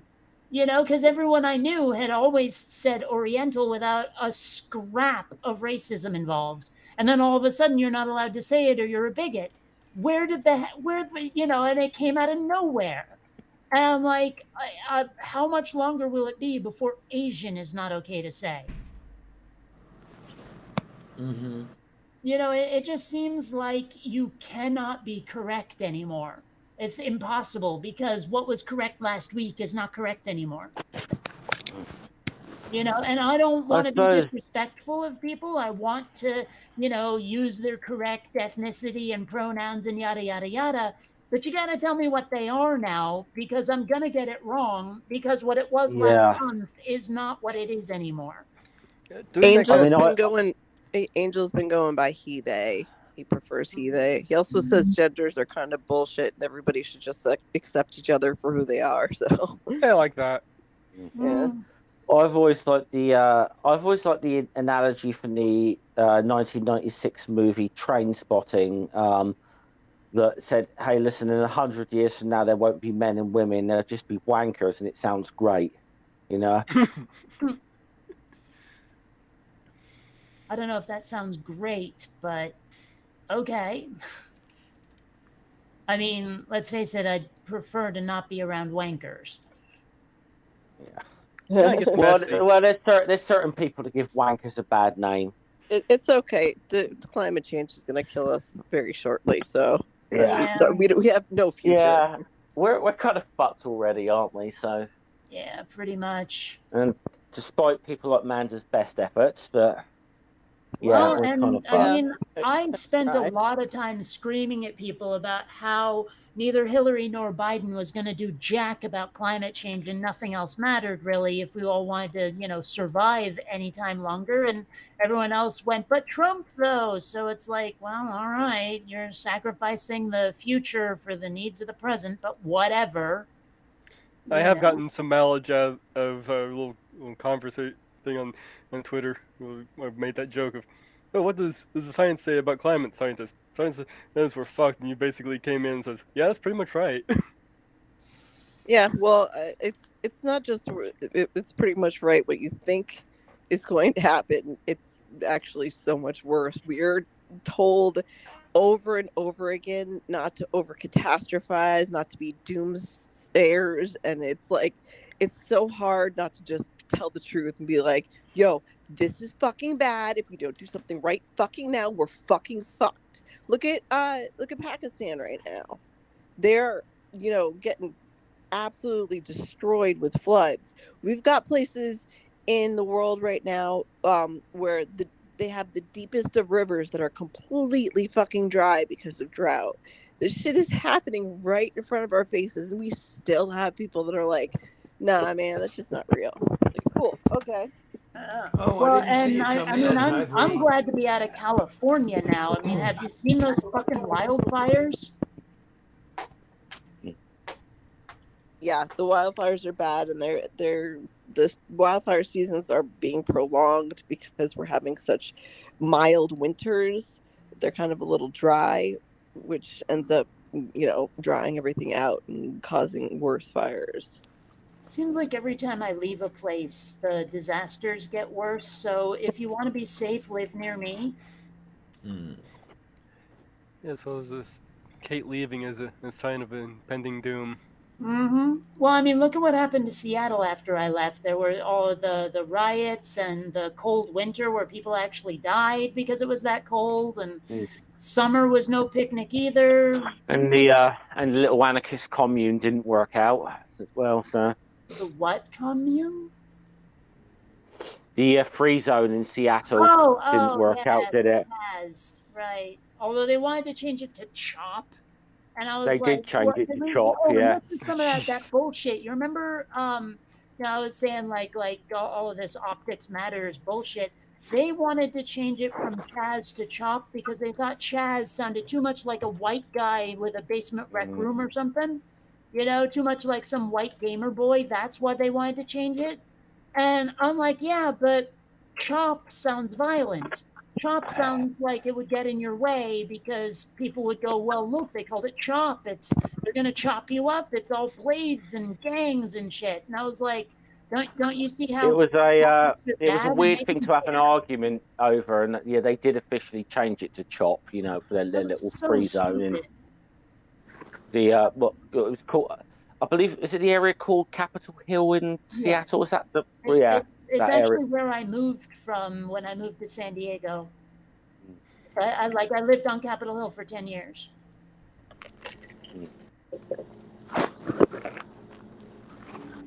Not really sure why they call it Capitol Hill. It's not like City Hall is there, but whatever. Yeah, things I can definitely tell how things are getting bad with climate around here with gardening. I mean, I've got plants that should be heat tolerant. They have to actually put in the shade to handle all the sun.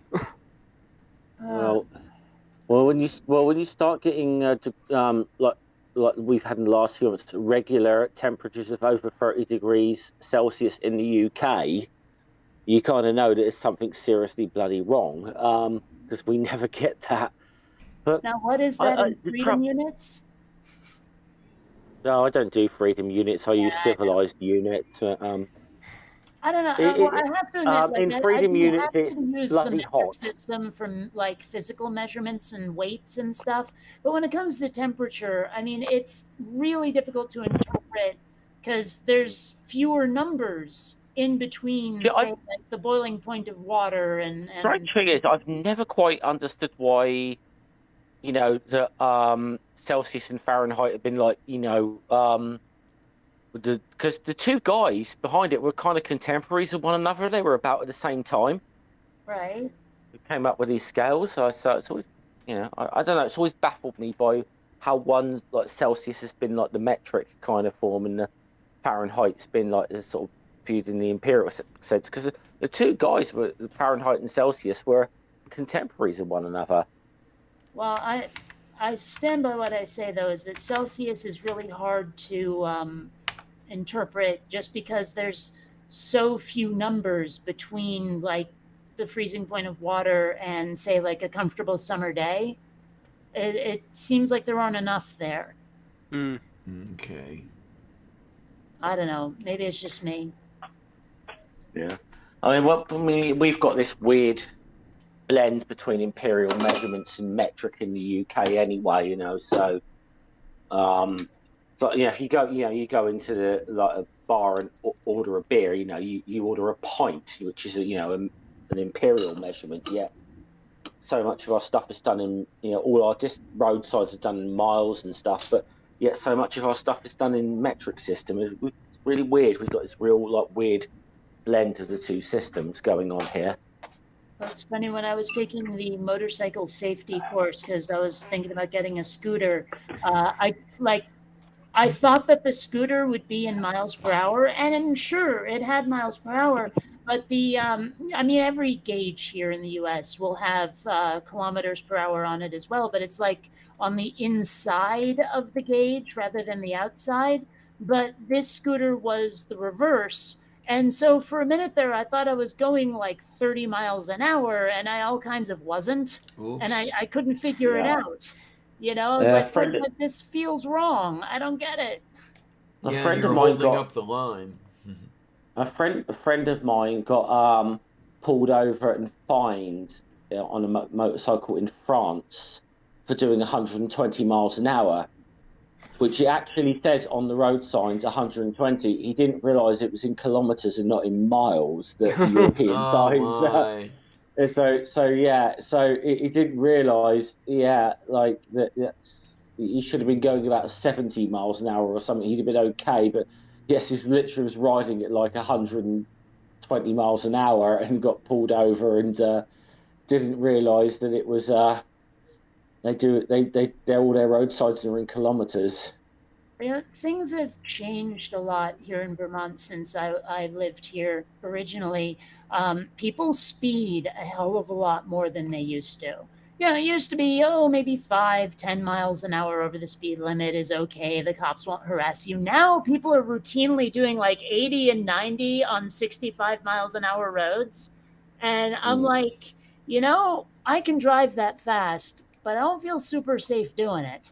But then you'll always get that one person in the regular lane who's poking along at like 5 miles under the speed limit. So it's like, come on, pick it up, grandma. And I'll speed up to match the rest of the traffic, if only to get around them, or you'll get the gigantic ass truck that's poking along at nothing per hour. Yeah, no, I'm not gonna lie, it makes me kind of sad when you talk about how you're living back in Vermont. It's like I think about living back in Connecticut, Hmm? and especially compared to living in fucking Georgia. Why I miss is it home sad, is though? all. Because I miss home. I do. Connecticut. I mean, Tucson is kind of home to me too. I would consider it home, but like Is that where you went? Georgia Sorry, is man. not and will never be home to us. It just can't be. Kind of like San Diego for me. San Diego will never be home, but Seattle kind of always will, at least a little bit. That's where you went. That's where you went to college, wasn't it? Arizona. Yeah, I went to the U of A in Tucson for my undergrad. But then I ended up moving back when I was 29. I was in a relationship with a astrophysicist that was working on one of the telescopes we used to work at. Because I went to school with him actually. So and that's where Angel did a good deal of his growing up. That's what he really sees as home because we moved there when he was 5. Okay. So yeah. He seems like. I mean, I was going to say. I mean, I'm sorry, man, because you and I haven't spoken in a little while, and I know you guys have been really going through some shit the last few months. I really know you have been, but and I kind of wish I could do more, but I'm kind of going through a lot of my own shit at the moment. But I wish I could have kind of done a bit. But it seems like Angel's like it seems like he's doing quite well at his job and whatever now. So yeah, I could not live in Tucson because my brain would insist constantly on calling it Tucson. Tucson, yes, constantly. I still do. And I lived there for many years. And yeah, he's doing good at his job, but it's the whole thing, all of it is just barely keeping us afloat. Like we're literally, we go at least 3 times a week where we're like, are we going to be on the street in 2 days? Like it's been fucking rough. I'd try and help you out if I could, Manta, but no, Jeff, please, come on. It's okay. It's okay, really. I'm like kind of in the middle. My workplace is in the middle of a dispute at the moment where we're striking. Right. Yeah, you're striking. We're on strike, so. No, I don't accept help very easily anyway, so it's not. No, it's okay, really. No, it's just been hard. I know you. Yeah, normally you have to bloody twist your arm to like accept $5 or something. Normally, exactly. So. Well, if she doesn't want it, No, I'm kidding. I actually, at this point, I'm pretty comfortable. So. Yeah. I would like to go home. So, Jeff, I got a bone to pick with you. Okay. So, like, The Wire, okay, which we've talked about. It's like your favorite show. Yeah. I watched it once. I liked it. I'm trying to watch it, and it's such a fucking slog. I'm in the last episode of the first season right now. Okay. It's just not that interesting. Is there something wrong with me? You should watch The Orville. I mean, The Wire is one of those shows, and I'll just say it's one of those things you either really get. I think it's one of those things you either really get into or it just doesn't really work on you. But even as an outsider, I can see The Wire is just a brilliant social commentary on America. Yeah, and I mean, I remember liking it last. I don't know if it's just because maybe the first couple seasons aren't that great. The pace, but I will admit the pace of it. Even I would say the pace of it is a slow burn. Yeah, but a lot of the time. But Better Call Saul is one of my favorite shows. Angel and I watched the shit out of that. That was burn. Like the slowest burn. Because I mean, I will admit about I think the middle point of the second season, I very nearly gave up on Better Call Saul because I was like, this is not as good as Breaking Bad. But there was just enough to kind of keep me interested, and I just kind of kept going, and it built and built and built into, it's actually been an amazing series. But Angel and I were watching it. He got into Breaking Bad a few months ago. He finally watched the whole thing, even though he had told me he had before, because we watched El Camino together, and I thought he'd watched it all. But anyway, he got like super obsessed with it, made all his friends watch it. He watched it like 3 times in a row, and then started Better Call Saul. So like we had the last season to watch together. It's been something that was kind of like bonding thing with us. Like Yeah. it was always a big deal with when it was Better Call Saul night. So like it was hard to say goodbye But, to. So we tried to find something yeah. else, and But I also, yeah, I'll say something about The Wire. I also feel like maybe some of the stuff that was very refreshing about that show at the time probably has isn't so been much done 100 nowadays. times now. Yeah. Yeah, Well, yeah. like my favorite character in The Wire was Omar. Oh God, And I love Omar. Omar's also, but this you got to remember when The Wire was made, gay men characters were done as the effeminate stereotypes for And years, he's and one suddenly you've badass got this motherfucker. character. Omar is the most badass motherfucker whoever. Oh, it just so happens it's almost it just so happens he's gay. Yeah. But he's like the ultimate R.I.P. badass, To him, by the My, way. yeah, Michael K. Williams, yeah. Chalky White too. He was Chalky White in uh, Boardwalk Boardwalk Empire. Empire. But Kate, I have watched the first season and a half of the Orville. I'll probably go back to it. It's just I need at the first. It sounds so stupid, but when like I don't know when I'm going through shit, I can't watch funny stuff. I just can't. I can't do it. So I know what you mean. I know that's what weird. that's like. Yeah. So I ended up watching a lot of darker shit over and over again. Like 6 Feet Under is one of my favorite shows. Soprano shit like that. So I was like, yeah, I'll watch The Wire again. There's a show called Severance, though. It's so good.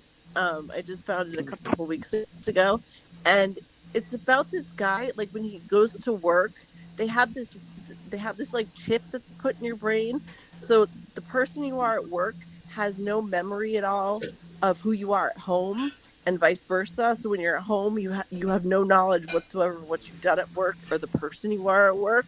So you're like two separate people. But it ends up being kind of like this slave state thing, because the person that is at home is the one in charge. They're called the outie, and the person that's on the inside is the innie. Like belly button's kind of, it's weird, but it's, I don't know. It was just a super cool show, and they just finished the first season. So if you have Netflix, there's a show I really wish they'd continued. Like it only went one season, called Sick Note, and it's funny, but in a very dark ass way. It's worth watching. all right, thank you, Kate. I will. I'm trying to think of other, like, because I don't usually watch a lot of dark stuff. I think it was on HBO Max. I'm not sure, but The Flight Attendant is pretty good. Speaking about some I dark did humor. watch that. That was good. Speaking about some dark humor with this. No, I'm not your little dog Fifi. I'm the chicken you thought that you fixed for dinner. Would you like to know where your little Fifi is? Kiss stuff. That one's You got pretty the people old. eating them. Yeah, it's an old one. But... I mean, I have to admit, dark humor, I definitely have a slightly darker side when it comes to humor. I'm not really a fan of like depressing dark, but like, oh my gosh, they went there dark humor. I love that kind of thing. Yeah. I can get behind both. Occasionally I'm in the mood for morbid humor, although it's not my go-to, but depending on what kind of mood I'm in, I can get a chuckle at a lot of morbid humor. But well, but I mean, like, I was in high school and college through the 90s, and that was a very dark time where people were wallowing in pathos and ennui, and I hated it so much, but most of the people I was hanging around loved it, so it was difficult, to say the least. I don't know. Yeah, well, it's we're both. I think we're both kids of the '90s, Kate. So Well, yeah, I don't it's know. How the old era are you of now, it's the Jeff? era of like. I'm in my 40s. I won't say how old, but I am in my 40s. Okay. Okay, there's Well, there. then I guess, yeah. I just was not into it. Like, everyone I knew was into, like, well, I mean, okay, I was in film school. Do you have any idea how many bad student films about Kurt Cobain's suicide I had to sit through? Oh, good lord. Mhm. Probably a dozen. Yeah. And yet, probably the worst one of them all was a British filmmaker, Nick Broomfield. Made, he's made some good films, but his one about Kurt Cobain was awful. Was there a good one about Kurt Cobain? I'm trying to remember the name of it. There was a fairly good one that was made a few years ago. I forget the name of it. They used a lot of old footage and stuff and notes from his diaries and stuff, which was quite interesting. And I did actually try to listen to Nirvana and just couldn't do it. Like, I mean, even beyond Smells Like Teen Spirit, I tried their other stuff, and it's just not for me. Some of it was okay. Yeah, I do like some of the. I mean, but I was more into like pure heavy metal kind of stuff and more like the. So like the grunge thing was a bit. Yeah, but some of Nirvana's stuff was I did enjoy. Again, it's one of those things that I have to be in the right mood for certain things. Oddly enough, I was never into like heavy metal. When it comes to metal, I like more like 80s hair metal, Def Leppard, Twisted Sister, Poison, Bon Jovi. Yeah, I was listening to that. I was actually listening to a lot of Bon Jovi at the time. Yeah. But see, I can go for with metal. I can go for everything from like the 80s hair metal through to like the real extreme Scandinavian black metal bands, and it depends on what kind of mood I'm in the day or what I need as a picnic, like what I need to just exercise whatever mood I'm in or whatever, right? But if I'm in a really angry or dark place, I'm going to put on Scandinavian black metal. If I'm in a sort of one of those things where maybe I'm a little down, just need to pick me up, like something to put a smile on my face, I'm going to put on some like Poison or Motley Crue or something like that, I tried really hard to like Metallica, and I mean the Black Album isn't bad, but the other two I bought, and I forget even what they're called. I haven't listened to them in decades. Were just not that good. It's not my thing. I like the more upbeat metal, if such a thing exists. I do like Metallica. I think their first album was very upbeat on the whole.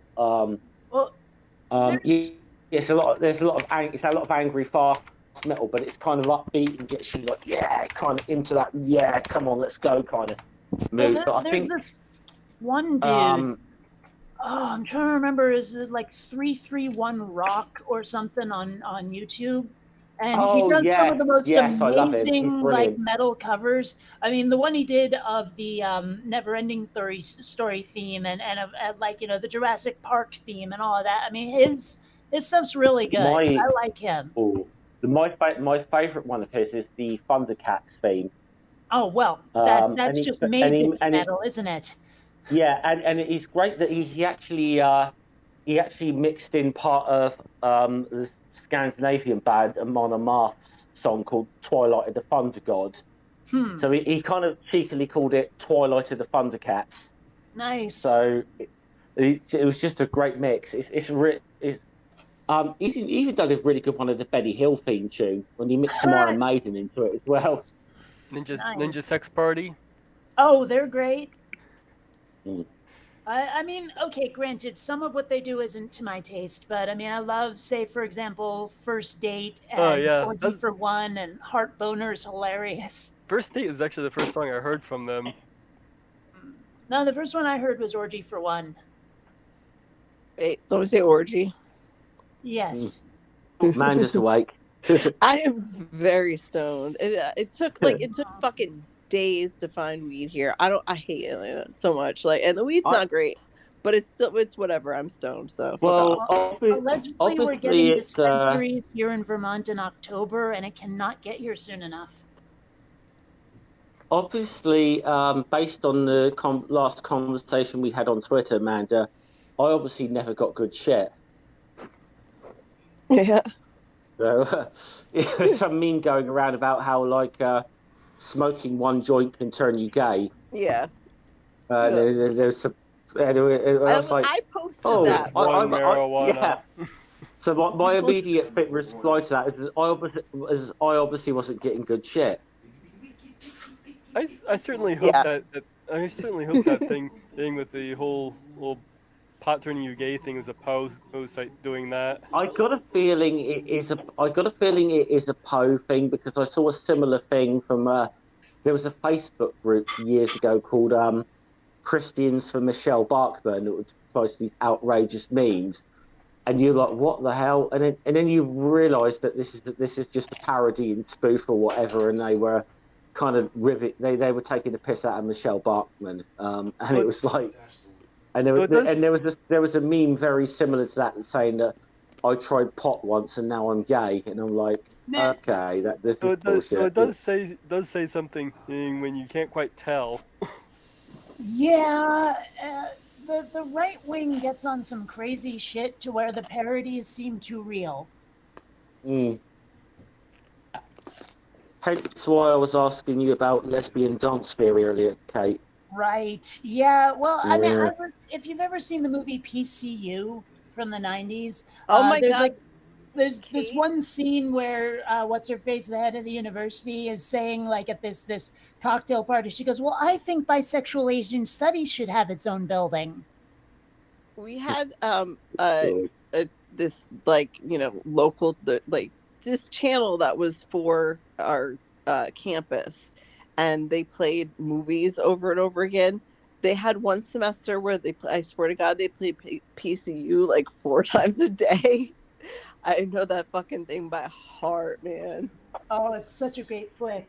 It is. I love it. I still, as many times as I've seen it, I love it so much. The other one they played was that one where the 2 girls become prisoners in like some I want to say Taiwan or something like that. They're one of the really third world countries, and I don't remember what it was called, but they played that one over again. It doesn't sound like a comedy.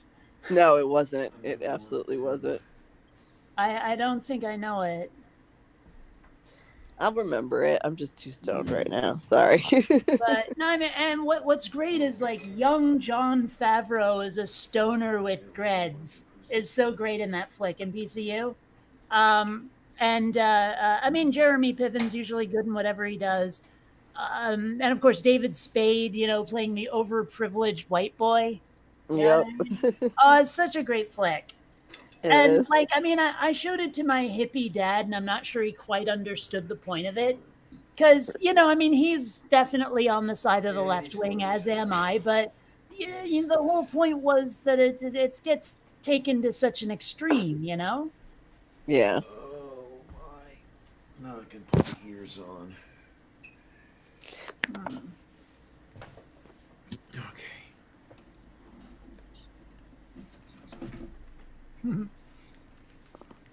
Tonight at the pit, everyone gets laid. Yep. I desperately wanted my college to be like that, but we're such a huge college anyway. You couldn't really be, but no, it was pretty. We were pretty quiet, boring, I guess. Yeah, well, I mean, I went to the Rochester Institute of Technology, so it wasn't exactly a party school. I think the most party thing we ever did was go to the Rocky Horror Picture Show over and over. Yeah. That's very cool. That's fairly party though. That is fairly party. It is, but still, it's not like we were having drunken boozers with, like all of that stuff. I've been to wild plenty of frat and those. sorority parties. We didn't do any of that. The only frat I liked going to was the engineering one, because we would like get drunk and build shit. But Okay. like whenever I got dragged to a different frat or sorority party, I was like, fucking hate this so much. Yes, I mean, I was in the anime club, where it was like, it was all fan subbed stuff that you couldn't get because it was the 90s. No one knew what anime was yet, and so I mean that was fun, but boy howdy were we nerdy. Yeah. This is one of those things again, this must be a cultural thing of America, like fraternities and sororities, because that's just something that does not exist in British universities at all. It doesn't. You don't have little like campus No, I mean, societies at all. no, there are. I mean, there are things that probably the most famous thing we've got as an equivalent is in Oxford University. There's a sort of boys' club called the Bullingdon Club, which seems to be where a lot of the future Conservative politicians that come from. Both David Cameron and Boris Johnson were members of the Bullingdon Club, and they are arseholes. But they're a little bit more like I don't know. I suppose they're a little bit more like things like, I don't know, Skull and Bones at Yale and whatever than they are like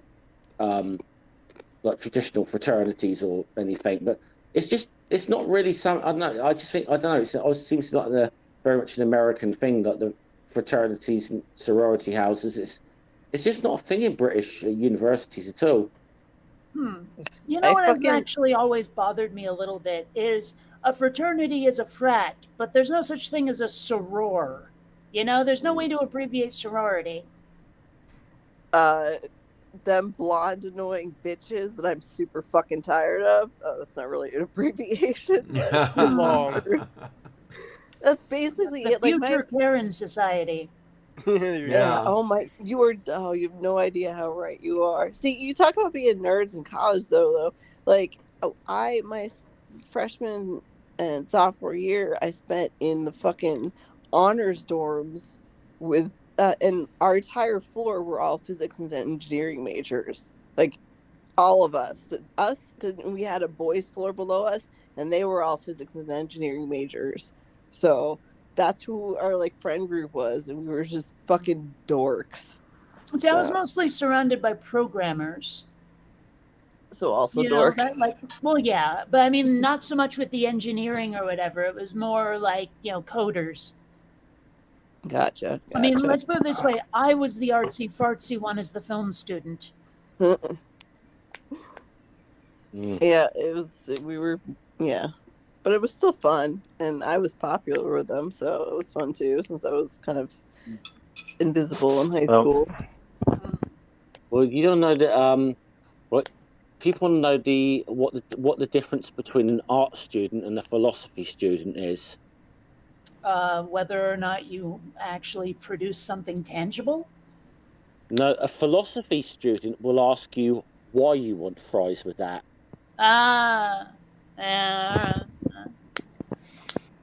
Fair enough. You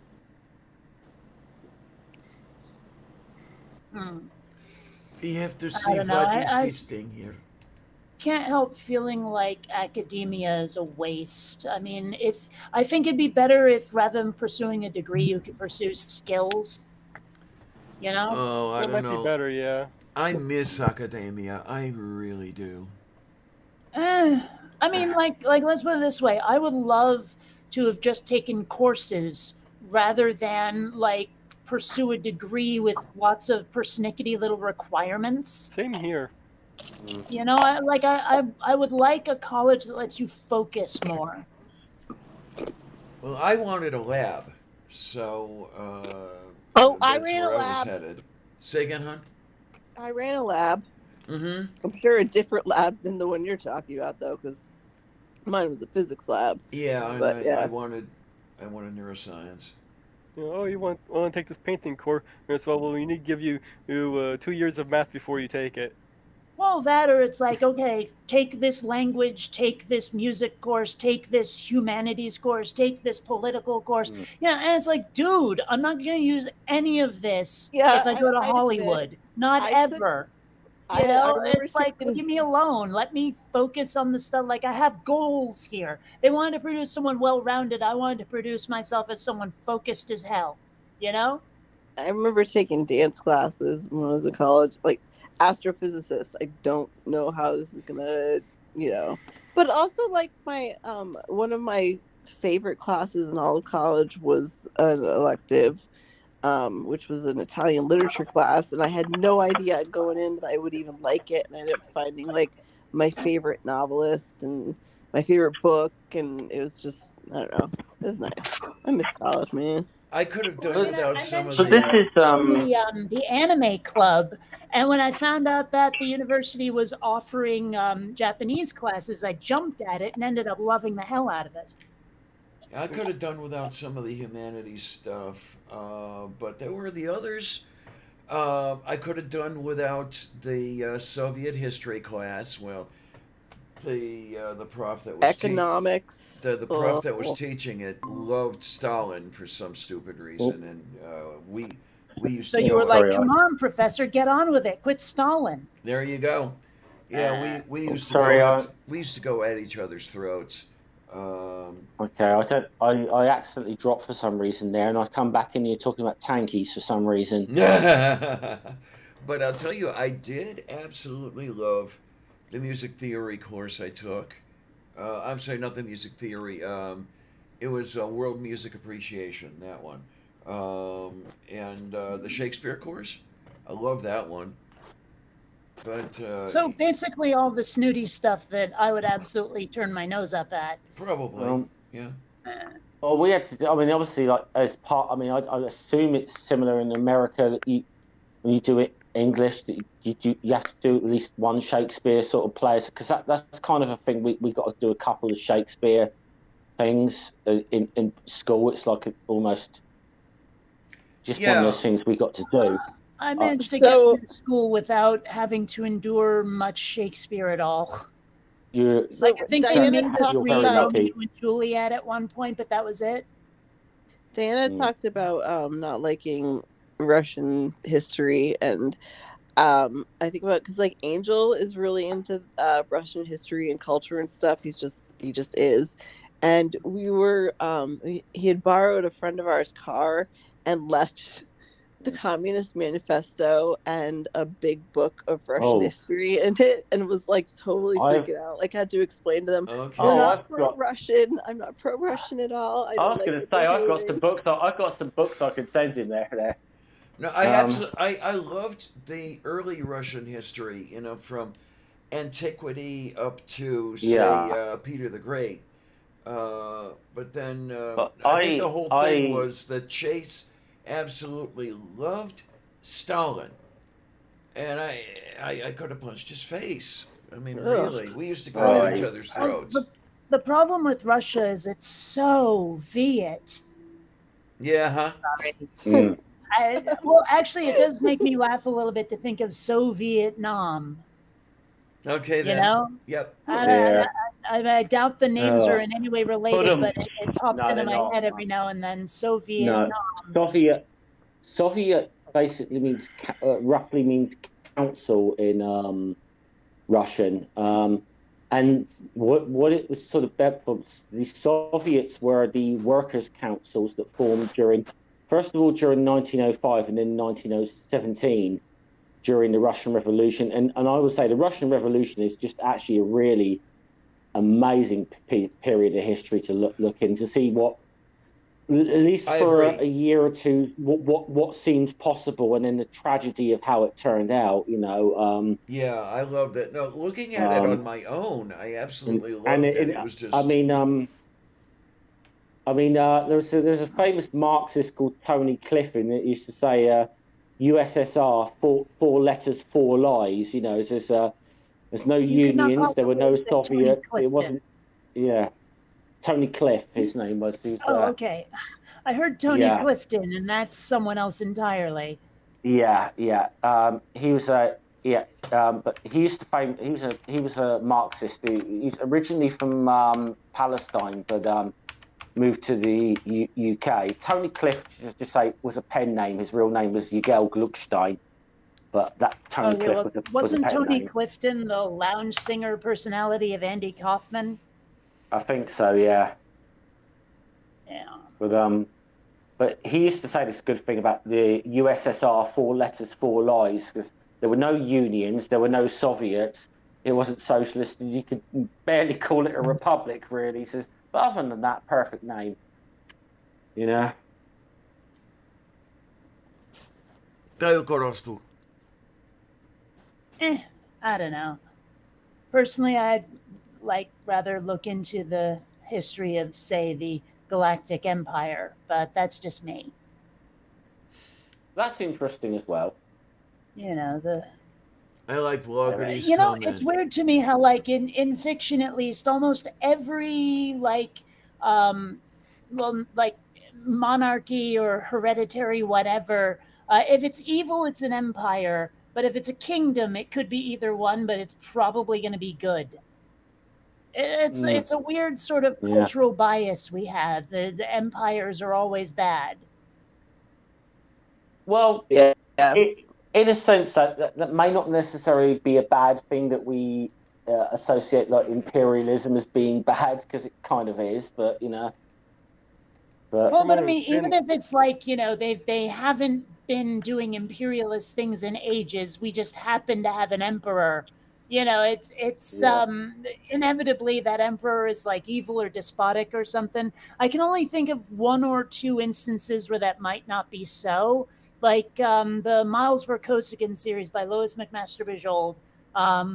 You know, the only time that the Barryaran Empire goes after, like, you know, anyone else is when they start making threats of themselves. It's like, just leave our wormhole junctions alone, guys. And they're like, no, we're going to conquer you. Okay, fine. We're going to conquer you right back, so you leave us alone.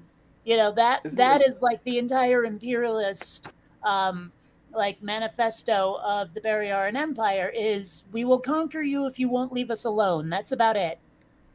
isn't empire basically just a collection of kingdoms under rule of one person? It depends, I guess, on context. depends which There way is you an look at it. official Yeah. definition of an empire. I forget what it is. Well, it's like not quite a W pyre. Uh huh.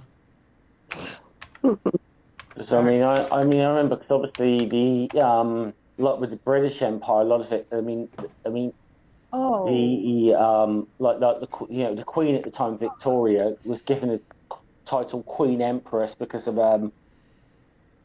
Britain had gotten hold of India at the time, and technically there was it was some of the Mughal Empire that was there before, and so it was one of those titles that was kind of given to Queen Victoria's Queen Empress.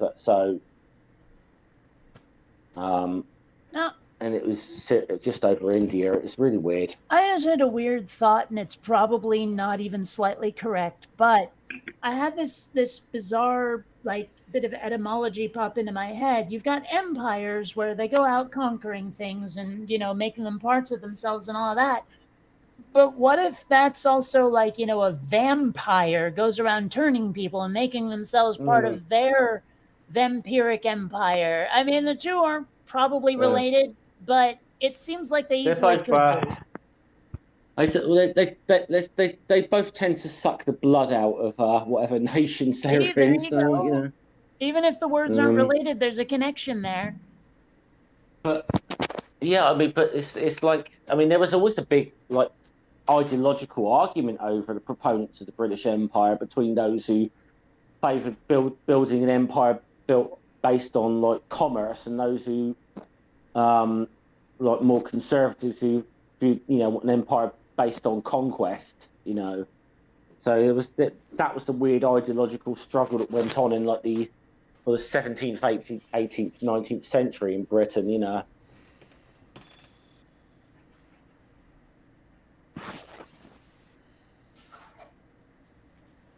I all of a sudden find myself quite thoroughly hungry, and I don't know why. I can't seem to get enough food all of a sudden. I hate when that happens. Jesus, and I can't. Usually when that happens, it means that there's something I desperately need, and I don't know what it is, and I'm going to keep eating everything I can find until my body is satisfied with that one thing it wants. Jeez, I can't eat anymore. That's amazing. I'm just steadily losing weight. Actually, with all the bike riding and axe throwing I've been doing, I'm like 8 pounds below the target goal I had set for myself. Okay. It's kind of crazy. Yeah, I'm not even trying to lose weight at this point, but I'm right around 170. Mm. And that's I've actually been gaining weight, but that's mostly in muscle. Yeah, I don't think I'd. Well, I've been at 170 since high school, but there was one point at which I weighed 140, and God, I felt like shit, and I looked like hell. Hmm. Well, you remember people used to accuse me of anorexia and bulimia, but it was just my metabolism going bonkers. Yeah. Yeah, my metabolism is insane.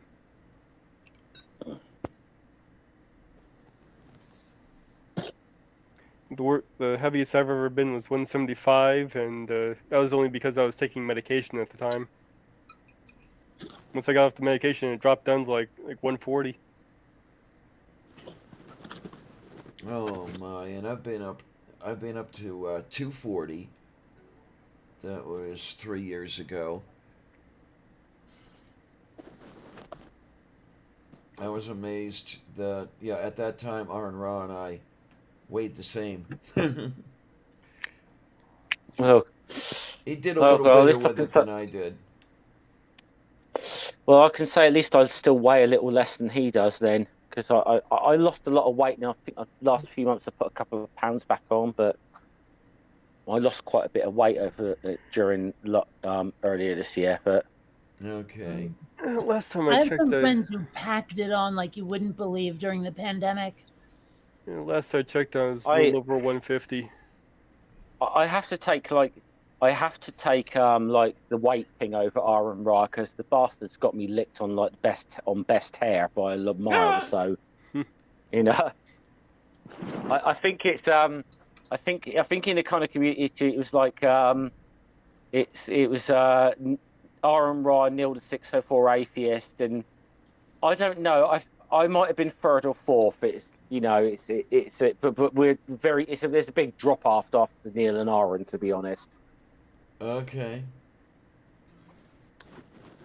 You ever like known someone who's been chubby as long as you know them, and then they drop most of the weight and they just don't look right? Oh yeah. Yeah. Mm. Yeah. Yeah, I thought that about Penn. Mm-hmm. Yeah. Yeah.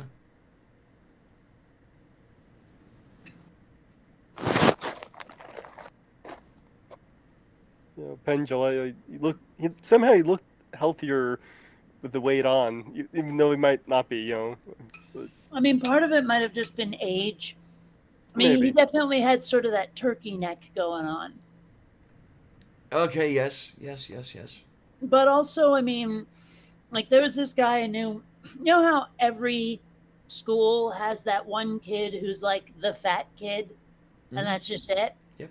That was Todd. And he got like his stomach stapled or a bypass or something going on. And he just does not look right now. Is something the shape of his head doesn't fit his body or something? I'm not sure what it is. I think it's just, we get so used to seeing someone as something. And like with Penn, I mean, he was a little bit overweight his whole life up until he lost it. So that's what we've always known him as. So seeing him skinnier is just super weird sometimes. Hmm, It is what it is. maybe. All right, I gotta run. Angel should be back from work any minute. Tapos tayo sa Nemekando. Nice catch up with you again, Oh, Manda. it's great to have you here. Yeah. Really. Yeah, it's been too long. Yeah, I miss Don't you be a guys. stranger.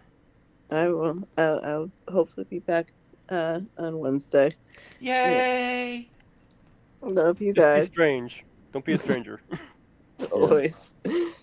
Be strange, but don't be a stranger. Yeah. There you go. Take care, honey. Don't be a strangler. Much.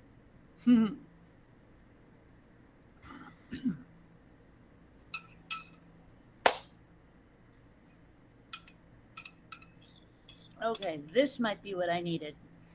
Finally. What you get? Vanilla Life cereal. Oh, okay. The Life cereal in the bowl, the milk on the Life cereal, wait half an hour and then eat it. No. No. No. I'll have You to see, try. I'm not a complete barbarian, unlike some people. I'll have to try that stuff sometime. I haven't had Vanilla Life. I haven't had cereal in a while, period. The problem is I got on a bit of a cereal kick, which drove my phosphorus through the ceiling. So I'm trying to get it down now because too high phosphorus can really cause some problems. Well, stuff's like almost Happening? $7 a box nowadays. Oh, I haven't eaten cereal in ages.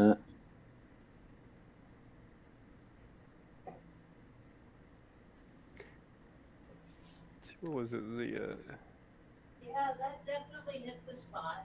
Yay! Right between the eyes. Tayo ka rosto. Yeah, I've been getting I was getting the cinnamon toast crunch cereal since I can eat that without any milk or anything. Oh yeah, I could take Call me. Crispix and nosh on it without milk, just one at a time like popcorn. Especially Yeah. since like it's got the rice on one side and the corn on the other. I would like put it between my front teeth and then bite it in half. It was always fun. I don't know why, but there's one cereal I can eat dry, and I do love it without milk on it. And I don't even know why, because it's like the blandest thing in the world, just good old-fashioned cornflakes.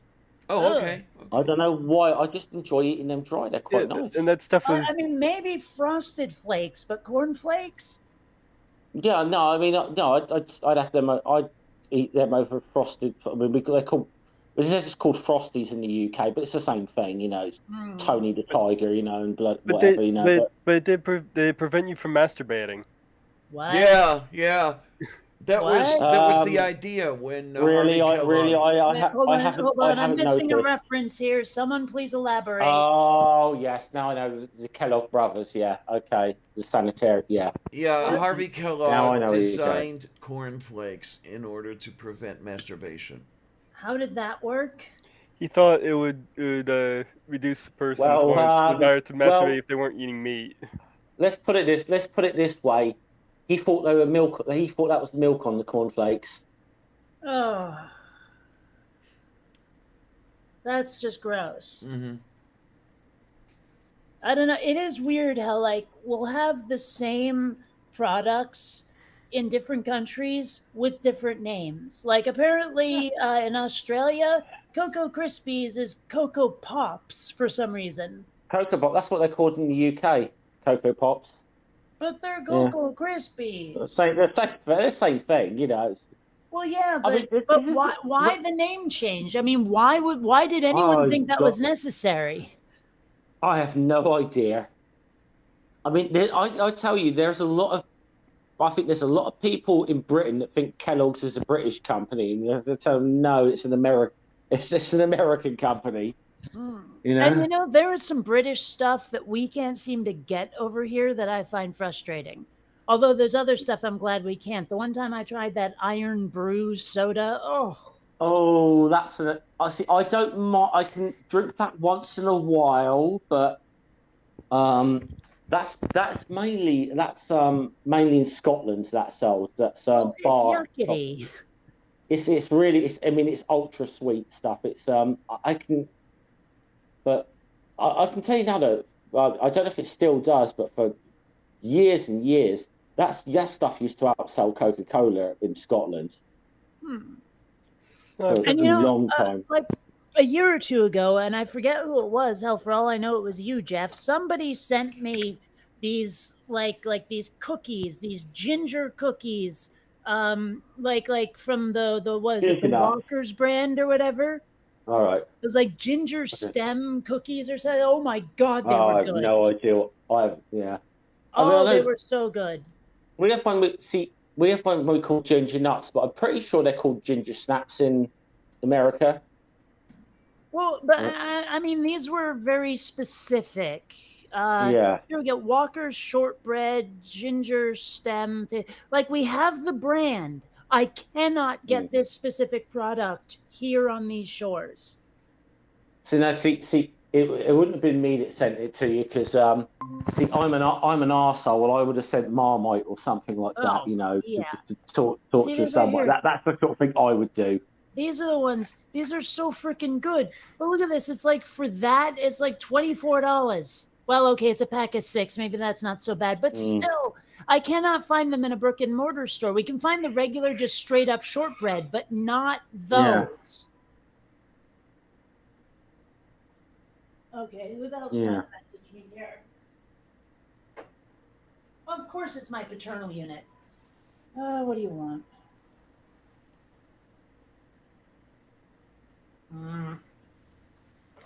All right, it's about selling the San Diego place. It's weird. Someone made an offer on the San Diego place that was like $45,000 above the asking price out of nowhere. So we're taking it. Moo.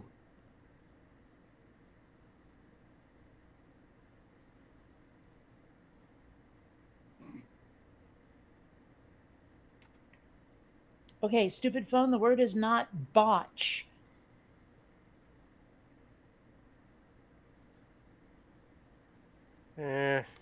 Truck autocorrect.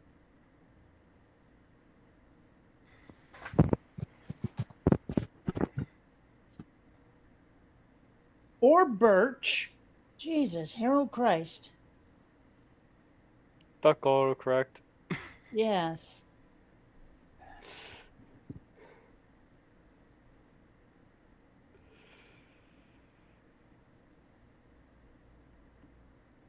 All right.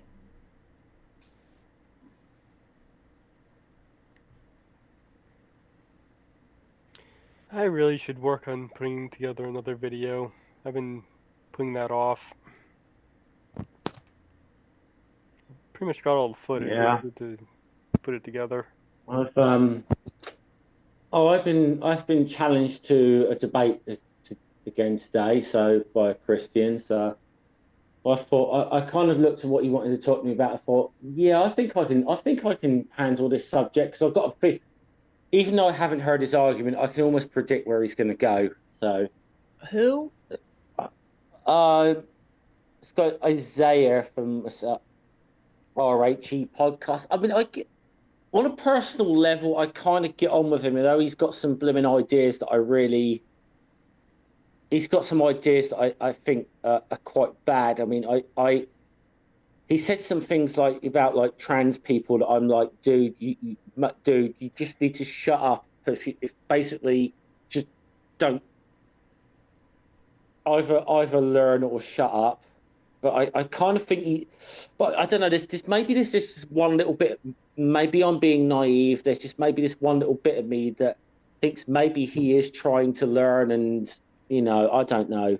Maybe I'm being naive. But I had this one debate with him because and it's the only time I've ever done anything like it was more a discussion than a debate, to be honest. But he always maintains that atheism is a cult.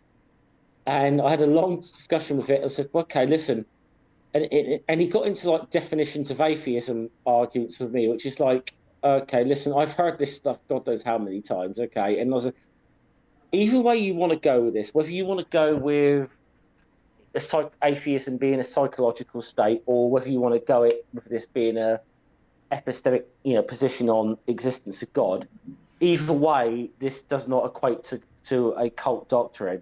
It just does not fit in any. And I feel like he was almost trying to like redefine the word cult to make his point. And well, I mean, it does seem like a lot of these people they want to do that. They want to slap a label on something, whether it fits or not, just because they're more comfortable that way, or they find it easier to dismiss what you're saying if they can put a label on it, and the facts don't matter. But I mean, I started basically saying, like, look, atheism is not only not a religion, it's not even like a religion. That's the way I've been putting it lately. It's not at all. It's even, and I know you and I, we've had some conversations where we have some disagreements, but I think we definitely would agree on this point that whatever definition you want to give for atheism, the idea that it's a cult or a religious practice does not fit any of those definitions. Well, I mean, by its very nature, atheism is a pretty solitary thing, unlike religion. Yeah. The only reason atheists gather at all is largely in self-defense, I feel.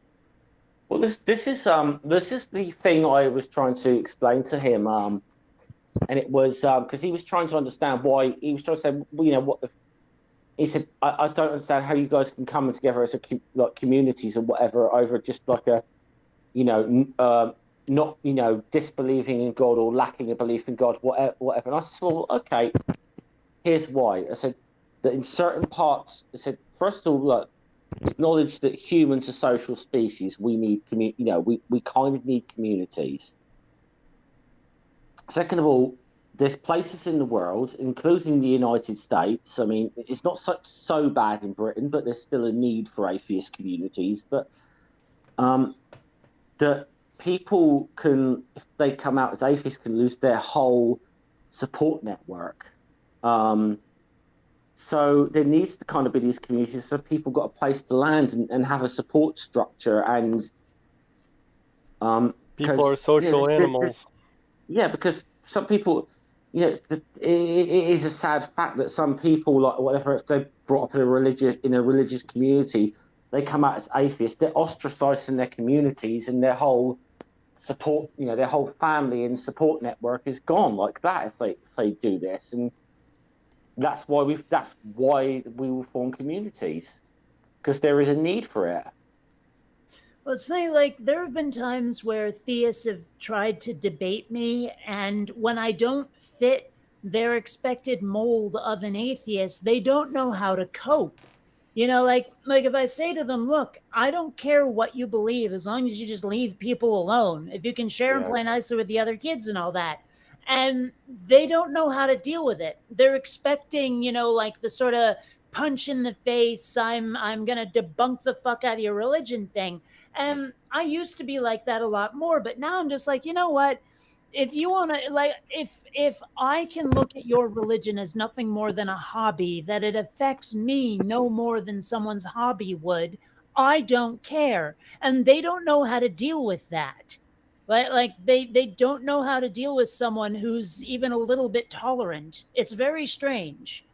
Like I can see them flailing around trying to find a way to either turn it into a debate or an argument, or trying to find some non-rote, non-memorized, religious tract way to deal with someone who's not fitting their prepared arguments, because they have like almost a mental soundboard of what they're going to say to any atheist argument or any way they think they have to convince somebody to believe in God or whatever. And when you don't fit what they if you don't give them that opportunity to say the same thing they've said to everybody else every time, they don't know what to do. They don't know how to cope. Well, this is this is why I think this is why this is just my opinion. This is why this guy wants a rematch with me, but on a bit of a different topic, because I think he knew that trying to debate with me that atheism is a cult is, I think, probably realized it wasn't going to work out for him. But I was like, I mean, he got into this whole thing of like, hey, who won that debate? So I was like, I'm not interested in winning, and I'm interested in the conversation. Let's why do you think this? Okay, I think you're wrong, and I'll explain to you why I think you're wrong. That's kind of why I'll do it. But I think I can almost predict whether he's going to say atheism is dangerous.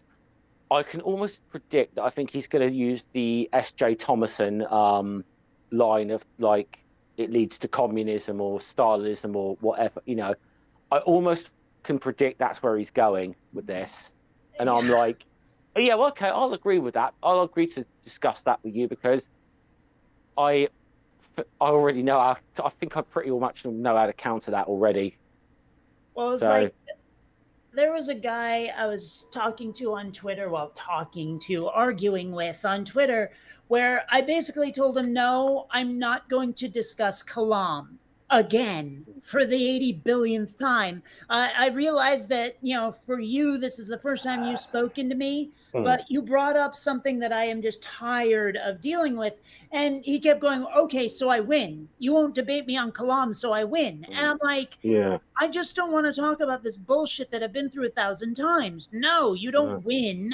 I just don't want to deal with it again stuff it with your Billy Lane Unfortunately, Craig bullshit, this is and he just could not cope with someone who had had enough of Kalam. well, that's. I think this is one of the issues. This is maybe why I don't watch a lot of those call-in shows anymore, because it's the same arguments over and over again. That and I think sadly it's a case that you'll get a theist who thinks you have. The thing is, this is the thing, Kate. They think that they're hitting you with something you've never heard before or whatever. Oh yeah, of course. And they don't realise this is something you've heard 100 times before, and know the counter arguments to. They don't. And yet after a while, it can get a little bit. I don't want to repeat myself anymore. I'm kind of done with this, and that's kind of, in a lot of respects, that's where I've got with a lot of these things. But I don't know, just with this guy, I kind of fancy. Okay, yeah, I think I know where he's going to go. I'm more than happy to have that. I'm more than happy to have this conversation with him, because I've got a very good idea of where he's going to go, and I already know some counters to it. I mean, Graham Oppy wrote a very good thing in this little book, Atheists and the Basics, about like this criticism of atheists being political ideologues that leads to extremist ideologies. Graham Oppy wrote a very good counter to that. So. Yeah, I don't know. I'm just so tired of the same argument. I mean, there's a reason I don't make atheism videos anymore. I had a lot more endurance than some people, but I just could not keep doing the same arguments over and over. Between that and certain parts of the atheist community becoming a bit toxic, I was done. You know. I mean, I'm sorry. There are some people who are a bit full of themselves who need to get over it. Well, I see, and this is the thing. I've gotten this bit of a reputation in the last year that I wasn't looking for. But I feel like a lot more of my videos in the past year or so have been more about actually calling atheists out on their bullshit rather than like theists. And that wasn't it was never my intention. And it was just that I just come through this whole period, but I was seeing a lot of bad arguments from our side of the fence, and especially whenever this blooming like religion is a mental illness meme comes up, and I know I posted something about that today. Yeah. And I'm like, for fuck's sake, stop saying this. I mean, it just makes us look bad. I mean, religion could be a symptom of a mental illness, but it is not a mental illness unto itself by any means. No. You know, and let's face it, I will absolutely die on this hill. Sometimes religion, like becoming religious, absolutely relies on being a bit of an idiot. Well, yeah, okay. I won't argue too much on that. I mean, but yeah, the more gullible you are, the more likely you are to be religious.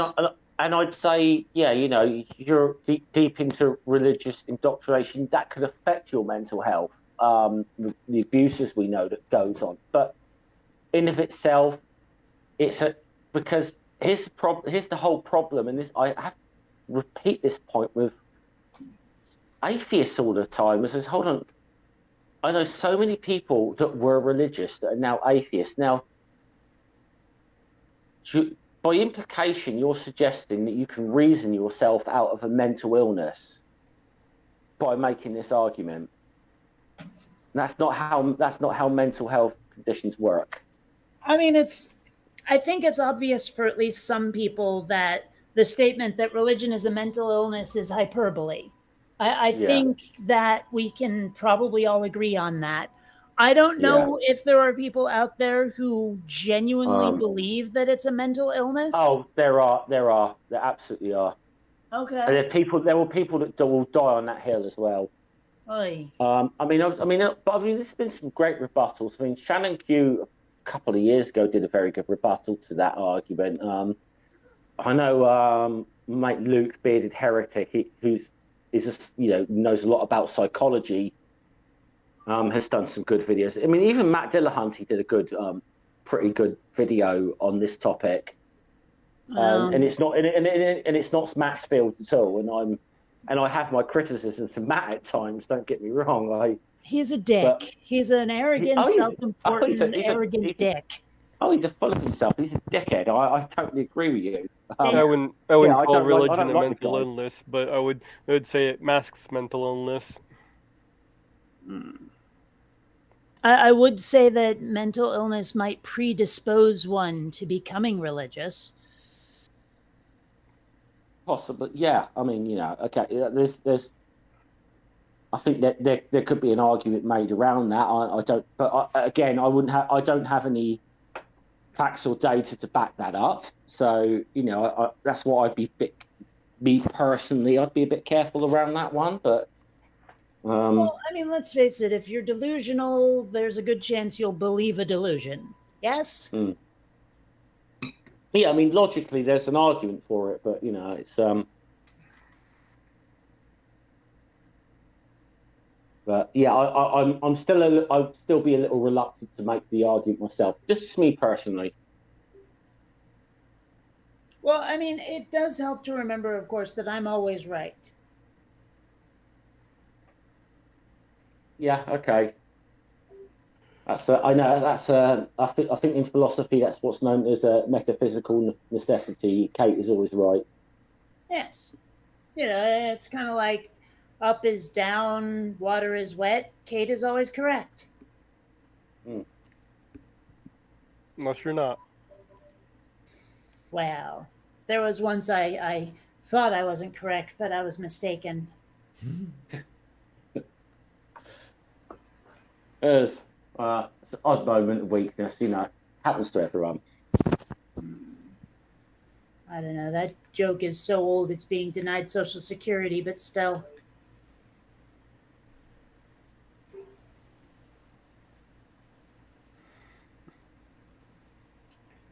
You saw the thing I had with Kevin Sorbo up there. Yeah, Kevin Sorbo. What's up with that guy anyway? Oh, good Lord. I haven't seen his tweets in a little while, actually, but equating bodily autonomy to unless it's student loan debt. Yeah, I'm not sure how many people like their student loans are part of their body, but okay. Yeah.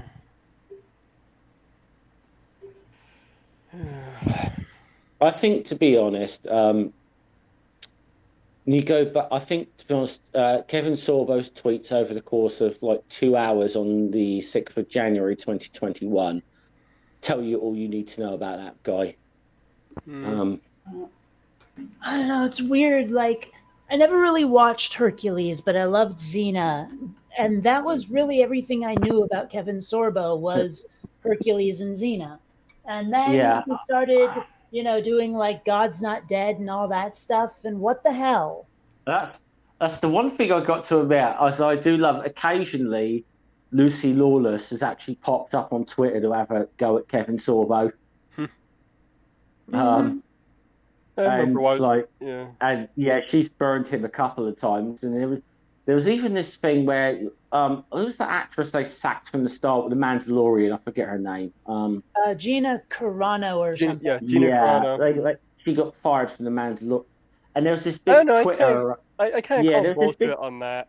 Yeah, but there was this big thing on Twitter for a couple of days saying, "Hey, replace her with Lucy Lawless," and then Lucy Lawless tweeted out, says, "Look, I appreciate all the support, but I was really, really hoping for the next role in the next God's Not Dead movie." And I just thought, which is, so yeah, she gets a little chance to take a dig at Kevin Sorbo. She will do. And I don't think the whole getting fired thing was justified. I mean, even if she was even being wrong about what she was saying, all that, and even if it was the context was how it was taken, I don't think it was. I've got to be honest. I didn't follow the story close enough to really. I followed it a little bit.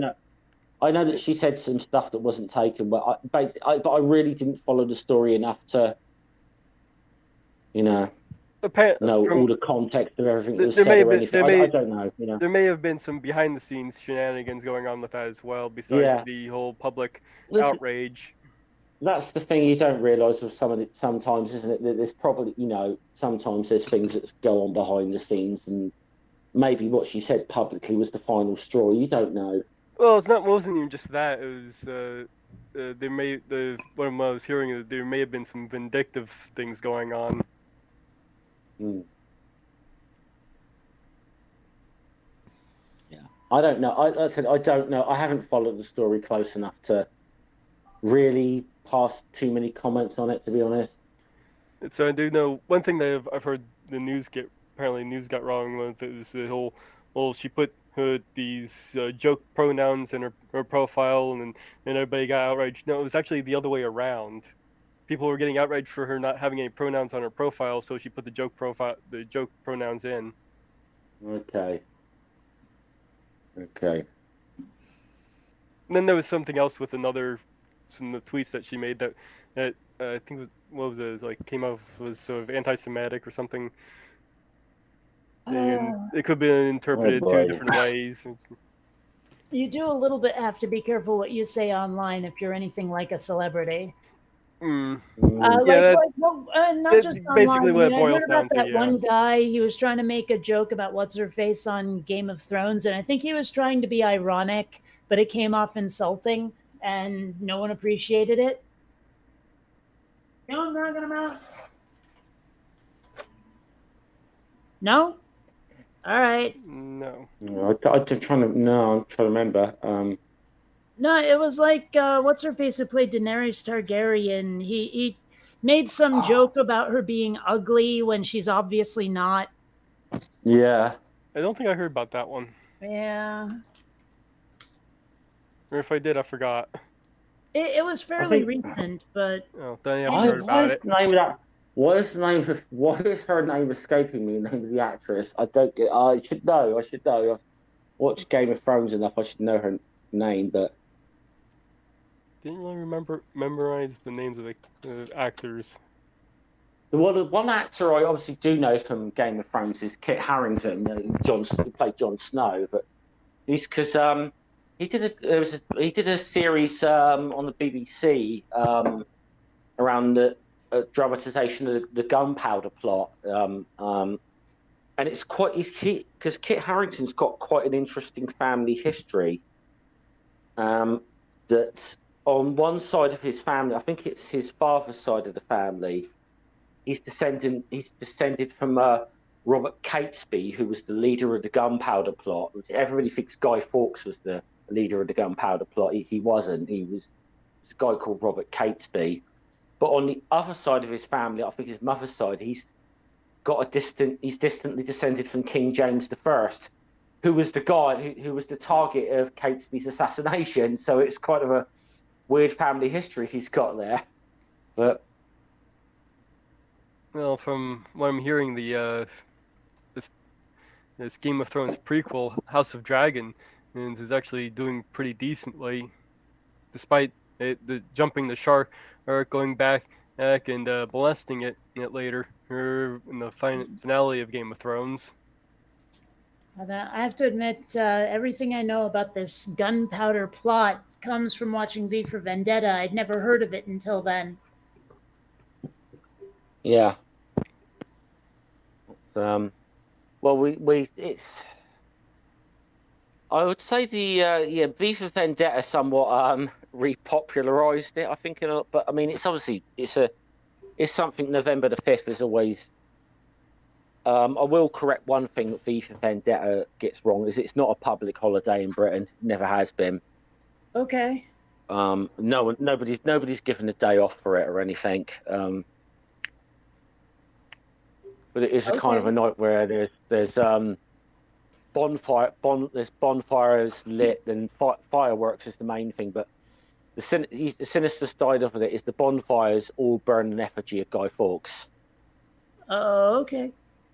So, yeah, but Guy Fawkes is like the guy who's like most famous in, but he wasn't the leader of the plot at all. He was kind of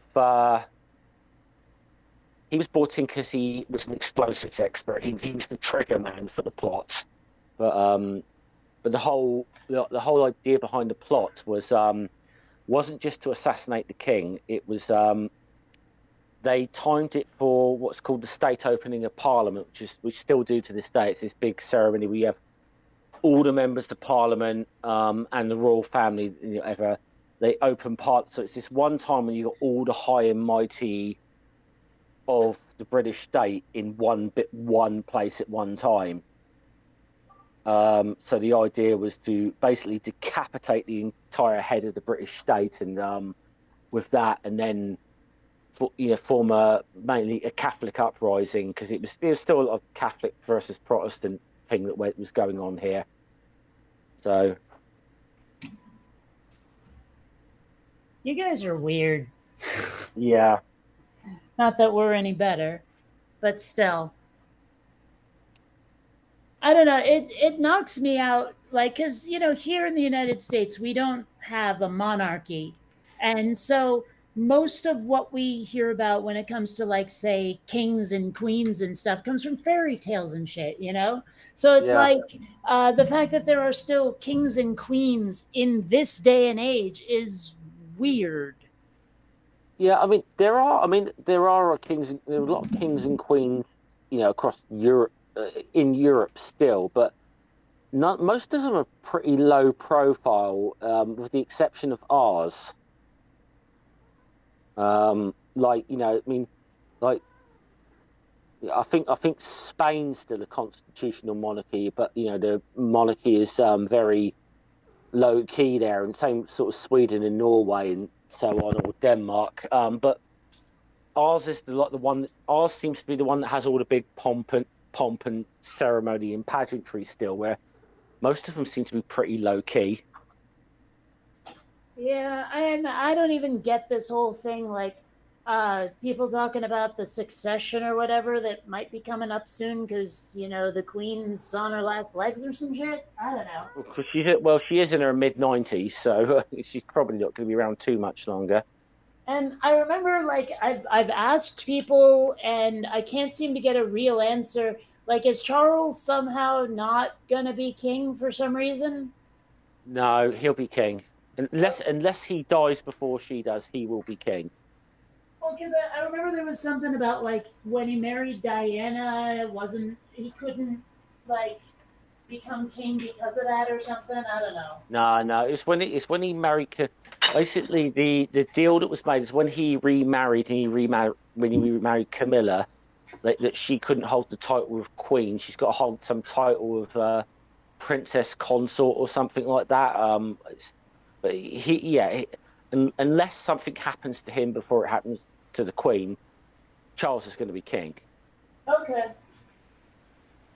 Now he won't have a Here's something I always wonder about.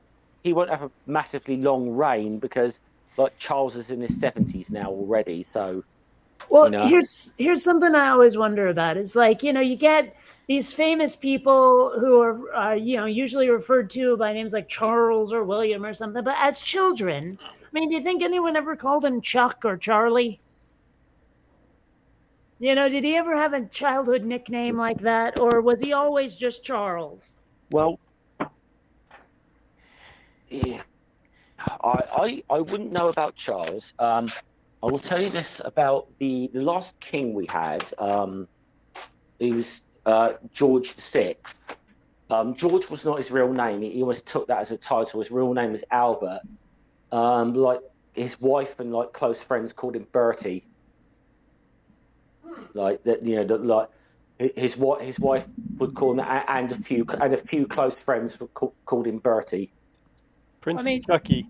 Do you think anybody ever called Shakespeare, like, Willie or Billy or something as a kid? Possibly. Possibly.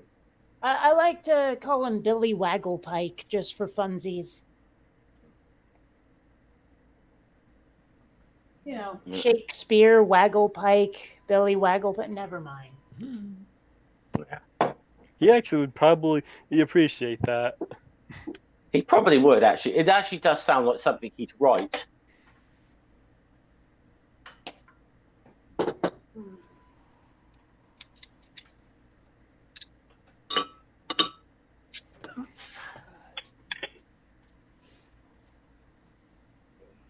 don't know. I'm just always a bit of a goof.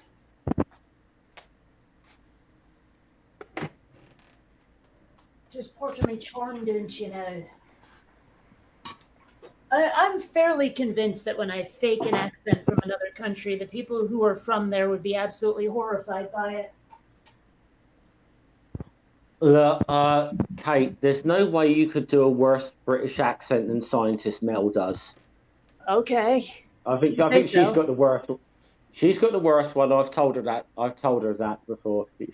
And she really does like the whole "shine your shoes, governor" kind of thing, you know. So Oh, right. yeah. No, I'm not. I love Mel. Mel's lovely, but yeah. That I told her she does the worst British accent I've ever heard. I don't know. I have to admit, I like the more working class accents rather than the really posh, toffee nosed ones. Yeah. Well, my accent would probably be regarded as a bit of a blooming yokel redneck kind of accent, to be honest. Or whatever our equivalent of that would be. It'd be my accent would be considered a little country. Fair Um, enough. Of course, I don't think you grow trees out of there, but okay. mm. So No, huh? All right. yeah. No. Yeah, io Sorry, conosco. that one was. I'm sorry, that one was lost on me. It's a little bit country. Good lord. Yeah. Sometimes, I mean, I love your bad puns, but sometimes they're too fast for me, honestly. Well, I don't know.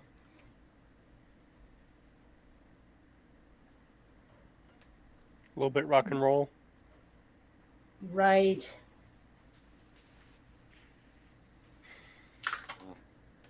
No, I like a bad pun or a good stinker of a joke myself. So you know. Hmm. Yeah, I let's put it this way: I make better dad jokes than my dad does. Mm. I find myself occasionally apologizing for my dad's horrible humor. Mm. Wish you guys could see what's going on me with Diana's cat here going all Schrodinger. Mm. Oh, With Yeah, the I've been noticing I that the last couple of sessions. The cat goes in I and out. I remember a joke I made on Facebook a few years ago because there's a work colleague of mine who's known for making like really bad dad jokes and like puns and bad puns and so on, and he was a little bit pissed off that I got to this thought of something before he did. There was a news story that broke in the UK. It was something about to do with a match fixing scandal in tennis, of all things. So I just put this thing up saying match fixing in tennis. Bloody hell, even that sport's a racket now. Ah! And he was like, "You bastard! You thought of that before I did." And then he got even more annoyed. Well, I said, "Well, it's not my fault. There's a lot of backhanders going on, you know." So Che Petrotto vuole che ti I did, disse. yeah. Purple's DM group, I got into a whole string of cow puns. Hmm.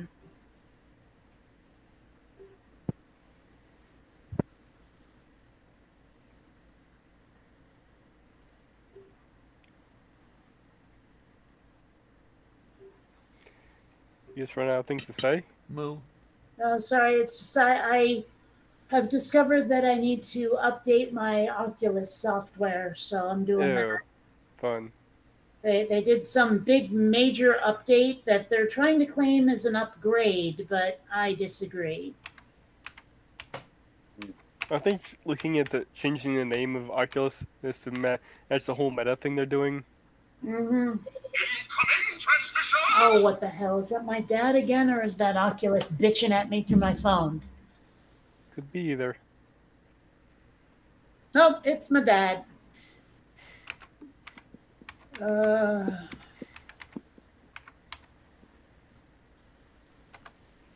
let's see.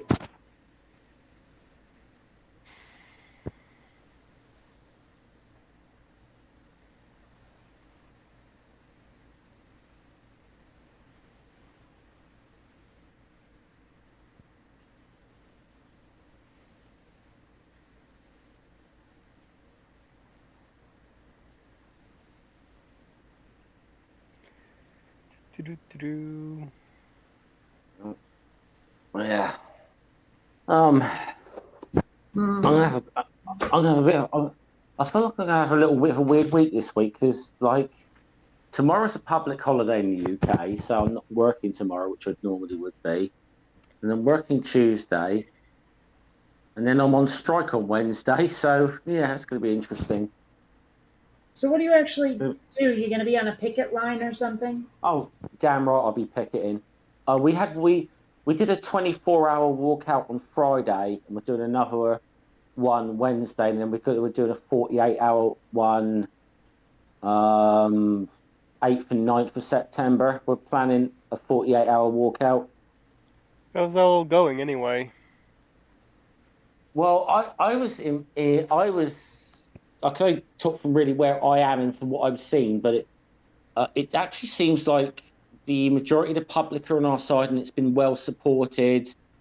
I mean, the particular office I work um, in the past, it's like when like back in 2009 is the last time there was a big strike or whatever within our company, and most of the guys I work with were strike breakers. They just didn't support it.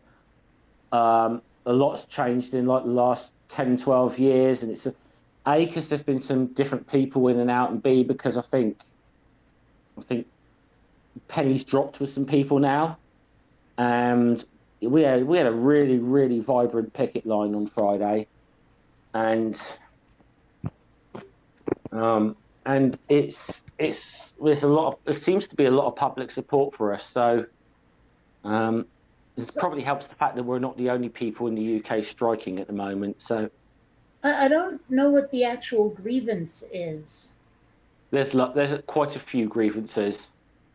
I'll put it that Okay, way. well, It's partially a pay dispute, but a lot of it is they've offered us a like an extra 1.5% pay increase. Bear in mind, inflation's over 10% in the UK or whatever right now. So they've offered us 1.5%, provided we pretty much sign away our terms and conditions. And we're like, no, thank you. actually not Um, entirely certain what it is you do. yeah, but. But they would try to put it out in the media, like like postal workers in the UK.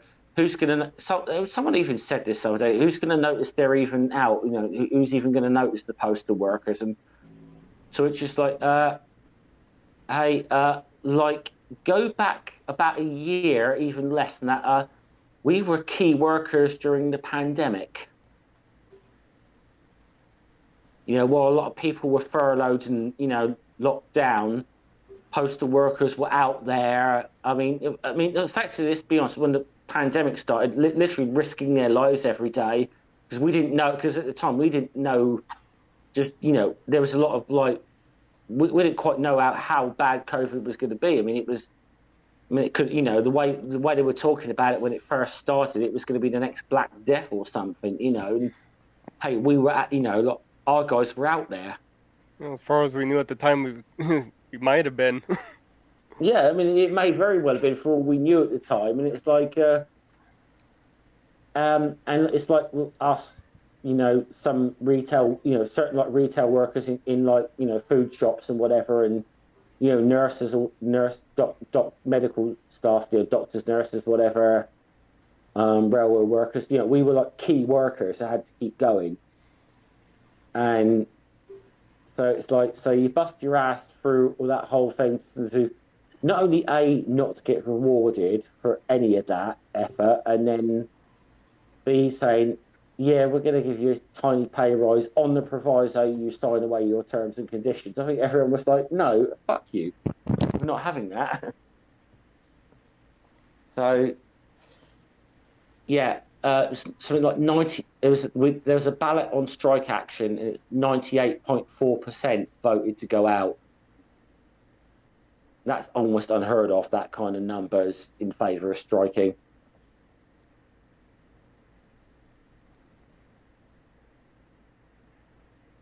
You remember when going postal was a thing? Moo. Yeah. I kind of miss that in a way. Like I do and I don't. Like I don't I miss never. the actual killing, but I miss the trope. I didn't. You know what? I never played that video game on it, the postal game or whatever. That was a big thing Oh, I when that whole have. saying came out. I never played that game, and I heard all these like really like weird, sick things you could supposedly do in it. You know, if you kill someone and then mutilate the body or something. It was just, and I was like, I don't know. I was like, look, I don't mind. To me, it was just like I don't mind a bit of like blood and gore and video games, but that was a little too much even for me. Even I think, but. Well, I remember some of the very early first person shooters and how gory those were. And I mean, like, it's weird. I'm desensitized to video game violence, not particularly desensitized to real violence.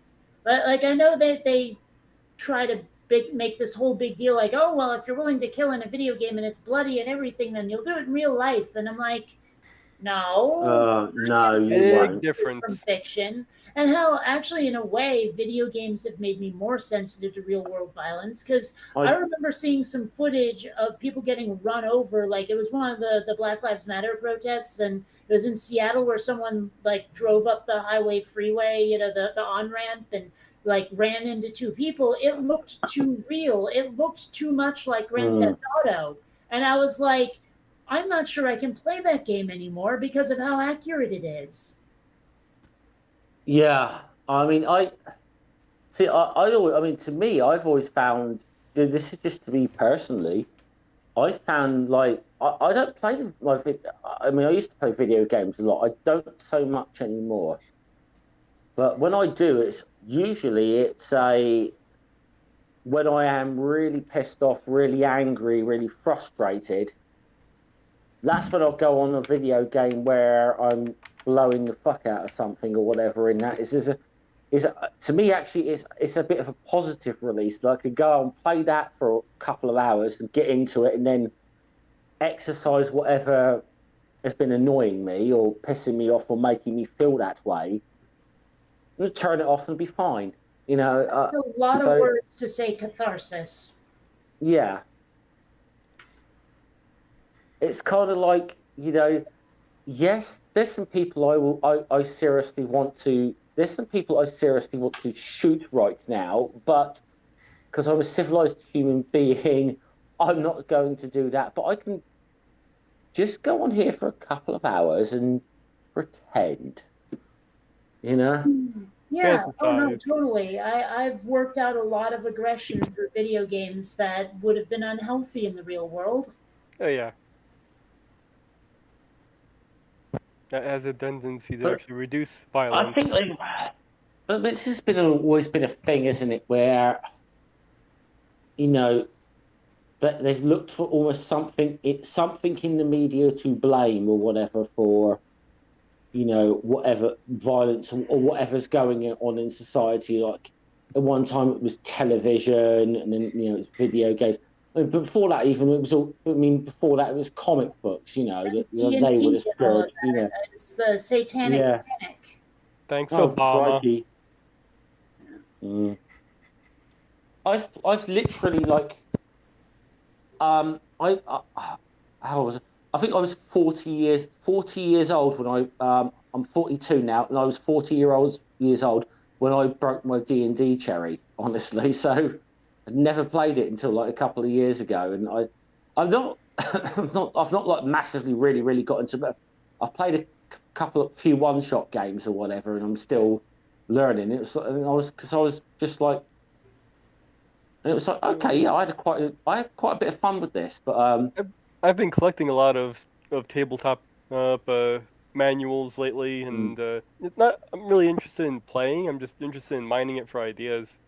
there is actually a stream online on One Ring's channel of it's myself, Chaos, and ex Cult Baby. We're playing this D&D game, and it was I'd made some joke like a few weeks prior with Chaos and One Ring about because they were talking D&D on a stream, and I just said, hey, you want to do a lot of D&D stream where you pretend to be tax inspectors going into Kent Hovine's dinosaur park.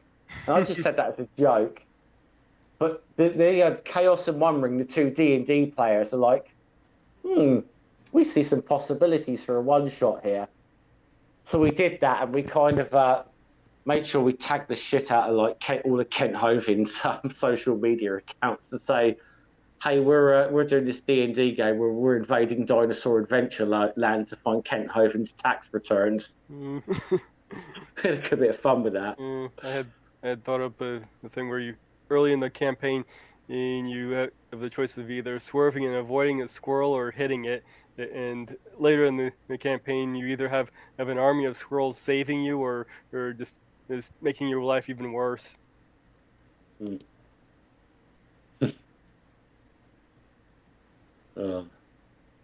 But I'll give One Ring some credit as a dungeon master during that, because before we got to Kent Hovine's, we had to we had the sort of boss we had to defeat before Kent Hovine was Matt Powell and 4 men of straw men, basically straw men of atheism. So we had a bit of fun with that, and then I think when we finally got Kent into the battle, he turned into a dinosaur halfway through it for some reason. I don't know. I mean, Ray Comfort should have been wielding like a gigantic battle banana. Yeah. Well, I think we'd have done that, but apparently Ray Comfort and Kent Hovine hate each other's guts for some reason. I don't know what it is with them, but they hate each other. I think maybe because Ray Comfort's one of these people who were, like Kent Hovine's go back 20 years ago, like he was the big name in creationism, and then people at Answers in Genesis and like people at Ray Comfort got more popular than him. Oh. So I think that's what it is, but yeah, I don't. But Kent Hovine and Ray Comfort hate each other's guts. I do recall Kent and Hovine trying to one up Ray Comfort and the whole banana thing using broccoli. Ugh. Yeah. But it's so funny to me how, like, he was trying to use bananas as the ultimate perfect fruit. Never mind how well bred they've been to be the perfect fruit as it is. The same thing goes for broccoli. Yeah, it's a little matter of artificial selection going on there.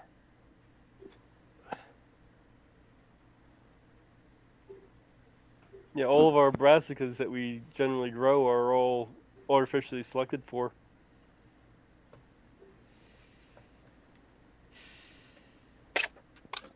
I mean, I think, to be honest, I don't think I've ever done anything sort of videos about Ray Comfort. I've done a couple on Kent, because it's like shitty things he's done, and Matt Powell, because Matt Powell decided to mess with me once or twice, and then I did a video about him a few weeks ago because of that shit he did with that shit he did to Bree, which I was really pissed off about. Oh yeah. But what I've learned about Matt Powell is you put his name in the title of a video, you're going to get a response to him, because he's one of those guys that scours YouTube all the time to see who's talking about him.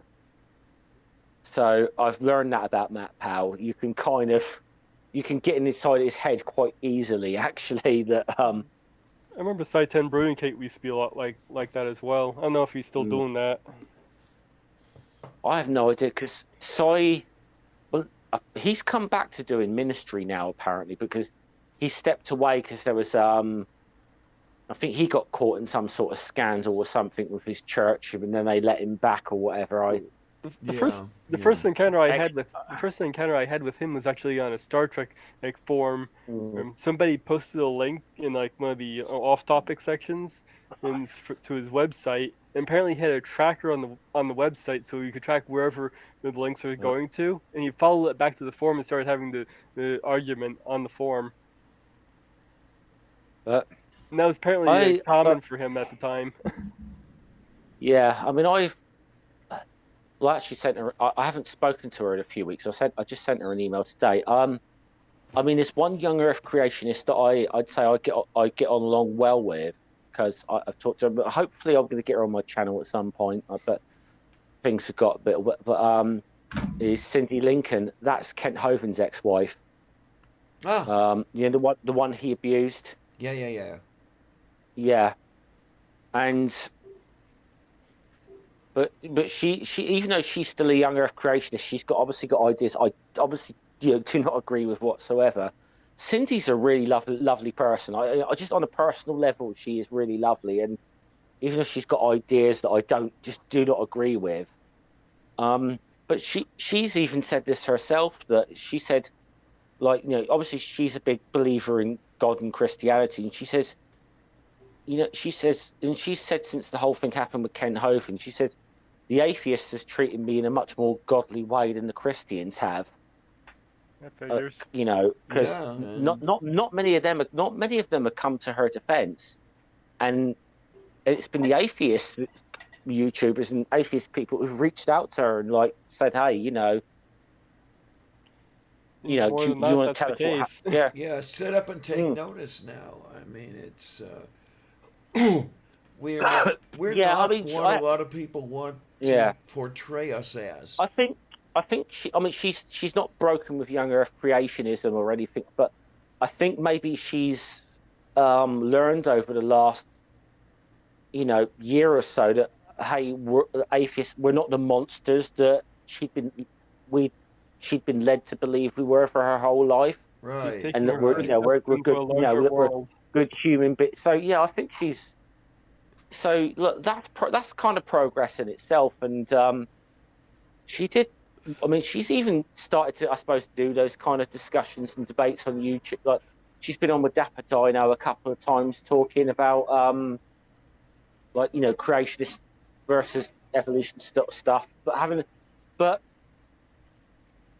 even I had to say, listen, okay, I think she's out to lunch on everything she said, but she actually seemed to be engaging somewhat honestly in the conversation. And then I said, well, the last time I talked to her, I said, I'll give you more props than I'll give your ex-husband, because, you know, you've engaged honestly in a conversation, even if I don't agree with you, and I think you're completely. And I just said, I think you're completely wrong on this, but you've actually engaged honestly in a conversation. Kent has never done that once in his life.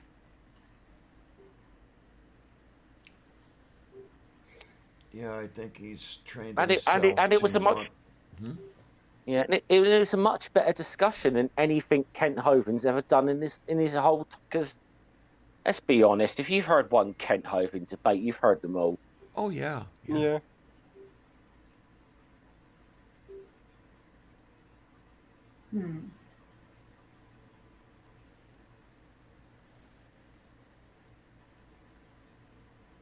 Oh, look at that! I never. I mean, I really actually even don't think he's worth debating anymore. I really don't think anyone should really be debating Hovind anymore, personally. Well, I mean, what good is he? One thing I've wondered is, like, what is his actual reach? You know, who's listening to him? To me, it seems like he's lost most of his platform. It seems that not too many people pay attention to him anymore, and I certainly hope that's the case. I mean, it's like I saw recently, what's his face? Ted Haggard in the news recently, and like I suddenly realized how long it had been since I'd noticed him at all. Like I'd forgotten about Ted Haggard, and it seems like Kent Hovind is starting to be the same way, at least to me. Yeah, I mean, this is the thing. I think people could fall into the whole YouTube subscriber trap with Kent because he's got like he's got quite a lot of subscribers to his channel. But if you actually look at the interaction and how many people actually watched it, Yeah, well, there's the thing. I mean, you can that's have half a where million I think that's subscribers, what I but if mean. none of them interact with you, then what good is it? Yeah, if you have 500,000 subscribers, but only 20 people are watching your video, Right. it's kind of like how much really is he an influencer anymore? And it's and I think a lot of the people who even watch Kent are like atheists looking for content to rip him down on, you know.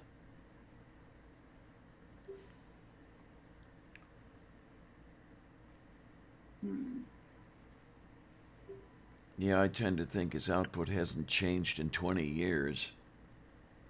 I almost think that's. I almost think it's probably the best punishment you could kind of give Kent is to like not give him like to just totally starve him of attention Yes. would probably Uh-huh. be the best punishment you could give to that. It's the best punishment you could give to someone who's quite clearly a bloody narcissist, you know? Yeah, absolutely.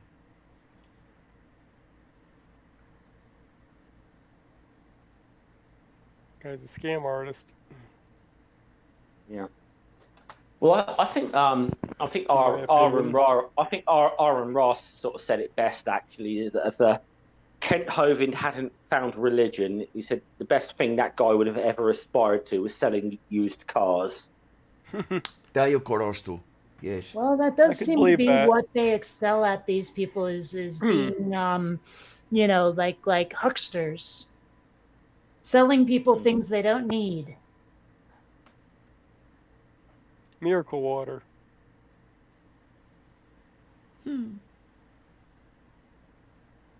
Yeah, because I think it was his son, wasn't it, Eric, who got into trouble with the FDA for selling that them in so-called vitamin B17, which is not a is obviously is not a vitamin at all. But it's, Wait a minute. I thought that was Kent yeah, that was doing the Laetrile thing. No?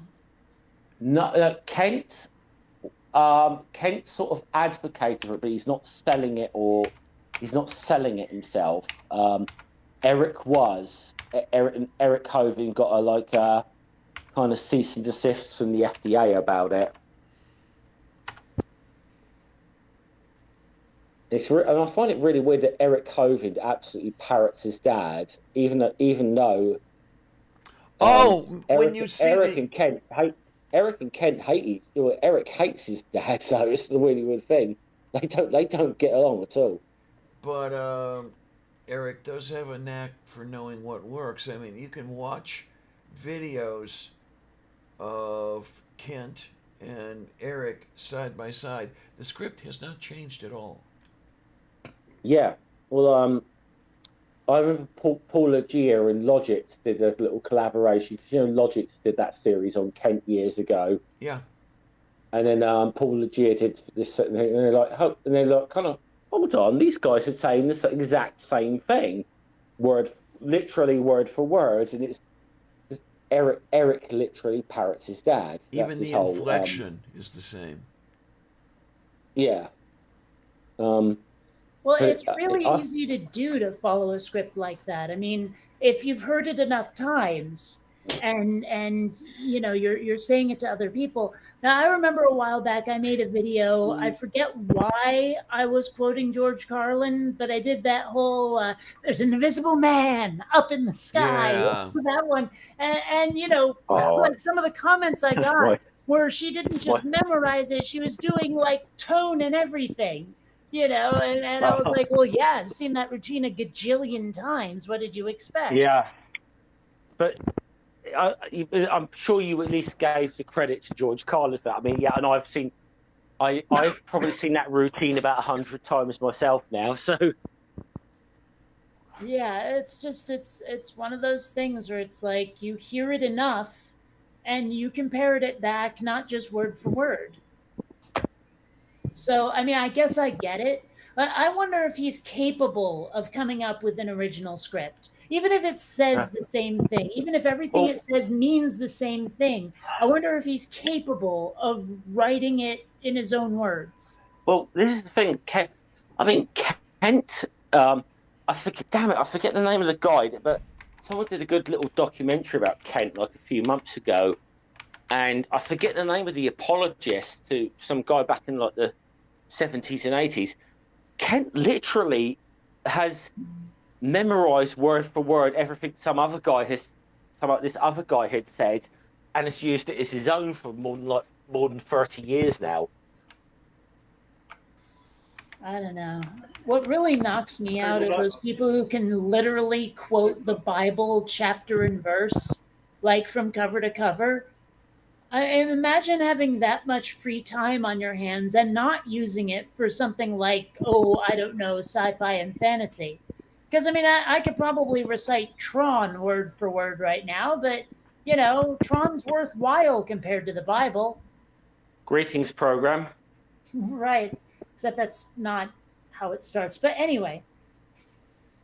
That's not okay. Yes, that's not the exact first line of Tron, but Yeah.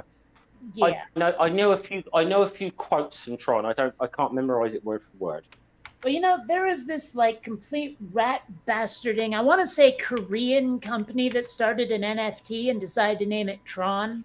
So I have started this like mini campaign on Twitter to get Twitter to change the little emoji after the Tron hashtag to something related to the movie and not that piece of shit NFT. Just saying. Moo.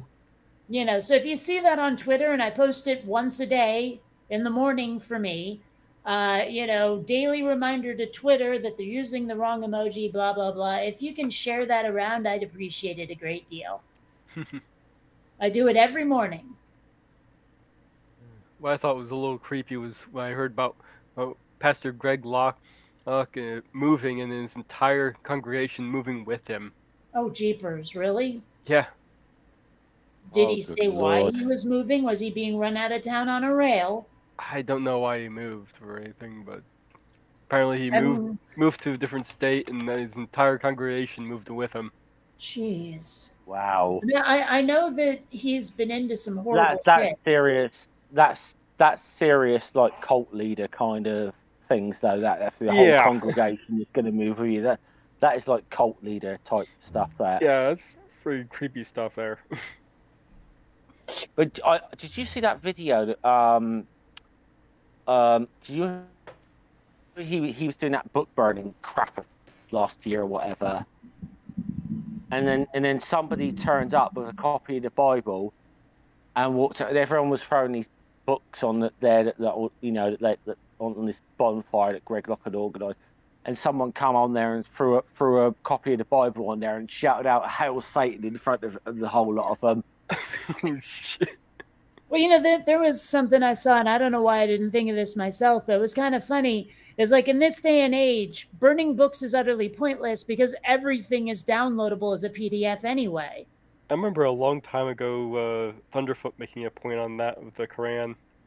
He filled up an entire hard drive with copies of the Quran and then deleted it.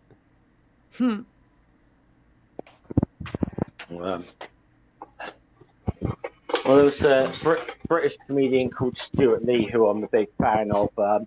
Did this whole joke about burning of religious books, and Stuart Lee's an atheist himself, but he says, I don't agree with burning books. Like with burning books that some people, for whatever reason, find holy or sacred, and then he qualified that statement with especially not seeing this as I go into every single branch of Waterstones and see hundreds of copies of Dan Brown's latest novel on the shelves, which really does deserve to be burned.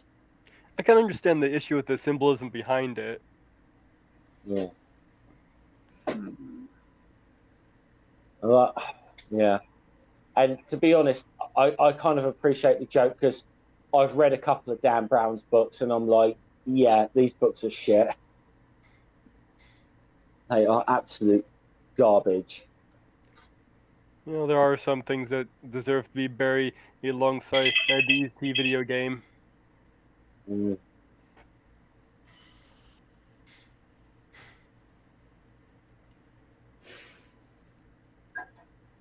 You know, that Pope Simulator video game never did come out. Did you pre-order it or? No, it wasn't even available. It's just I've been following it for like a couple of years now and still haven't seen a thing. Okay. What's it called? Pope Idol. No, it's just called Pope Simulator. Okay. I'm guessing it's sort of like a goat simulator, but with a pope. I guess. Oh, damn. Sorry, I just realised that joke was lost on you guys. Because that show's called American Idol on American TV, wasn't it? Yeah, What I knew. Yeah, I had Okay, a friend's we mother who was into that. okay. So yeah, it was called Pop Idol on our British TV. So it was joke Pope Idol. Oh. Okay. I just realised I wasted a very good joke on people who don't get it. Huh.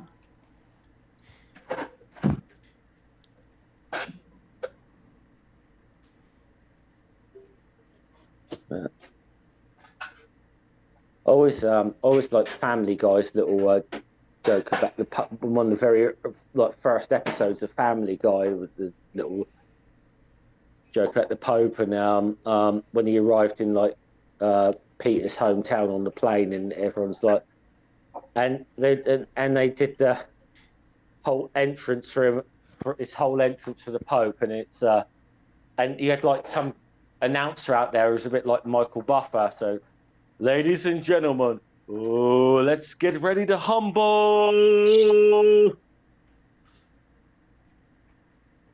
And then, yeah, it was, and then they did this whole thing with the Blues Brothers entrance, but only with the Pope. I don't know. It was just, I don't know. It was just funny to me.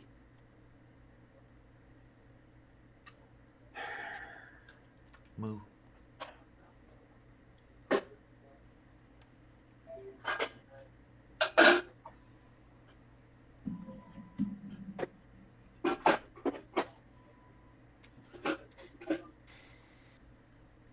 Who's washing dishes back there?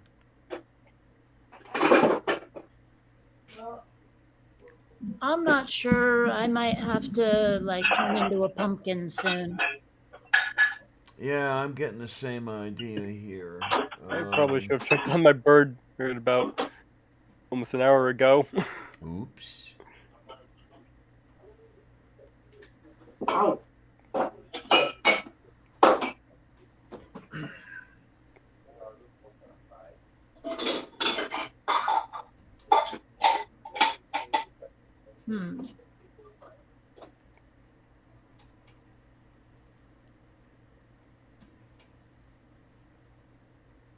There we are. And there we are. Okay. Yay. Hey. I was fiddling about with some of my monitor inputs, that's all. What, do you think you've Yasha high fits?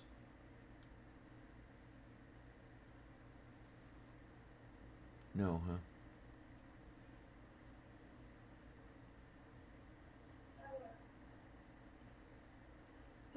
There we go. Oi and also vey. Moo. I remember getting into a silly argument with a vegan once where I was trying to explain that you know, unless you're actually from the planet Vega and you're not actually vegan, and like it took them a while to understand it. When they finally understood it, they went oi, and I went oi Vega. Yes, sir. I don't know. I thought it was funny. Whoa. See, I'd hate to generalize about a whole group of people, but I have noticed online vegans, just in my experience, not known for their sense of humor. Right. Well, I don't think I could do the vegan thing. I've done the vegetarian thing and I've liked it. But vegan, I don't think so. Well, I don't know. I have a difficult time with people who are humorless. I mean, and I don't know that's. And I'm just saying I don't know that's true of all I'm just going off personal experience of ones I've come across online. That's all that's all I'm. Because it's the only thing I can really judge it by. So Well, I mean, it's been kind of my experience as well. I mean, dealing with certain people, even in the atheist community, who are oh vegans. yeah, I think you know who I mean. Very little sense of humor yeah. about any of it, and it's just like I don't know. Sorry, After a while, cosmic it step, makes me want to cosmic eat step. meat just to Sorry, piss them off. You know what I mean? Where yeah, it's like yeah. I wasn't going to be a brat about this until I met you. Yeah. But I was sorry. I didn't mean to cough cosmic step skeptic then, but sorry about that. Yeah. I mean, Yeah, you got kind honestly, of preachy about it. until they can make something that tastes as good as bacon, I'm sorry, but it's going to be very difficult to sell veganism to people. Mm. And I forget, like, you ever encounter an argument about something that's so bad that you can't remember it later? Because apparently he's got some response to the humans are omnivores argument, and I remember it being so bizarre and disingenuous that I could I not haven't remember it later. I haven't watched that guy in a couple of years now, so I don't know. I couldn't tell you. But I mean, Yeah. it's I, true you could probably eat stuff that would substitute what you get from meat, but let's face it, biologically speaking, humans are omnivores. Look at the teeth. Yes, yeah. you can substitute it, but it takes a lot of work. Yeah, Yeah, yeah. and it's But no, probably not nearly as tasty. Probably. I've never actually, to be honest, I don't think I've ever really. I mean, I don't even think I ever really used to watching that. I used to watch him occasionally, Hmm. but I'm just never. And I don't know. I mean, the guy I used to watch a lot when he started was Rationality Rules, but then I've kind of, well, you can probably guess why I sort of went off of him over the years. Well, I don't know. I mean, uh, the thing about rationality rules is, I mean, I watched his videos, I liked his videos, and all of that, and I still watched his videos after um, Faithless Forum, but he had Oh, no idea who I was at Faithless Forum, and I'm like, I've been around long enough that another YouTube atheist should know who the fuck I am. You were around longer than he you, was. Yeah, I was just saying, and you'd at least think someone would introduce you and like you did, yeah, I don't know. I was like, I mean, nobody's obligated to know who I am, but still, it Mm. was like, really? I don't know. Makes me wonder if But there yeah, was like a YouTube algorithm problem yeah. somewhere. I mean, I won't say exactly, but I mean, I do happen to know that Rationality Rules lives about 4 or 5 miles away from me. He's like literally on my. I know he's from literally down the road from where I live. Hmm. I didn't really much care for how, even though he made some course corrections with that, he didn't make a full 180 on it, so they still will shit on him for it. I don't agree with that. What do you mean? I, oh, the whole when he with the whole because yeah, I mean, with What? that initial video he put out, and then he did that sort of Oh, second one. that. Yeah, I Yeah. remember when people dumped Mm. all over him for it, and like watching it, I knew what he was trying to say, and like he put it badly, and then I mean, his apology and retraction and everything made perfect sense, but and there's a lot of yeah, like one strike and you're out going on in this community. Yeah, yeah, there's a lot of that going that's on. what that's I think where I had I mean I this has been an issue that should we just say like I mean like trans women in sport is an issue I'm not going to touch with a fucking 10-foot pole, and Mm. the reason being I know that I just don't know enough about it to make an intelligent contribution to that discussion. So I just know it's okay if you don't have anything worthwhile saying, don't fucking say it. That's kind of where I've been on an issue like that. And I did see his first video, and I did think it was really bad. And I guess I appreciate the fact that he tried to amend some of his stuff, but the whole thing got nasty because it was what I didn't like. What I really didn't like was not so much the fact that people went after him. It was that people went after anyone associated with him. That was where, to me, it crossed the line. Well, and I mean, I don't know, like there's some stuff surrounding that issue that I've been seeing lately. Like there was this one school district where some girl kicked every other girl's ass at one sport or another. And so the parents of the daughters who came in second and third demanded that the school investigate to make sure that the girl who had come in first was always female. And despite like every record going back to elementary school showing that she was never trans, they still lost their shit over it. And the parents of the girl who came in first weren't even informed that this investigation was going on until it was made public. Wow. Yeah, it was like wow. Apparently if you're that good at sports, they're going to make guesses about your biological sex or whatever. Not that it should matter. I mean, let's face it, someone who goes through puberty on like one set of hormones or the other is going to grow a certain way and pretty permanently. I mean, it's like I would imagine that someone who was born, like genotypically male, who goes on like puberty blockers and hormones as a kid is going to be pretty damned feminine and is not going to be built like a fucking linebacker. I mean, it just seems like biologically speaking, it's very unlikely that you're going to get someone who has this mythological amazing advantage that everyone thinks a trans girl will have. But I hope you could appreciate what I said about why I choose to sit out of that discussion, that whole discussion, because I don't feel I know enough or have a good enough understanding of that issue.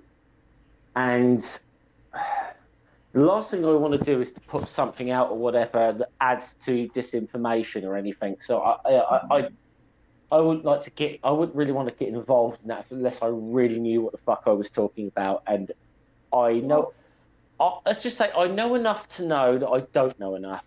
Well, that, and let's face it, the people that are going to make a big deal out of like whatever, the ones who are very anti-trans are not going to be convinced by anything you have to say anyway, by anything anyone has to say anyway. They've already made up their minds, so there's no point trying to argue it with them. The only people you can talk to are the people who might be able to make big decisions. Yeah. Well, my plans, if I happen to get enough things wrong in my videos, I'll make an end of the year correction. I made an end of the year bloopers reel a while back. That was fun. It was seriously like I took every blooper from the past year and put them all in one video. It was like a half hour of me fucking up. I may have watched that. Oh yeah, so far I've only got one thing wrong in my videos that I'm aware of, so it's at least good. Fair enough.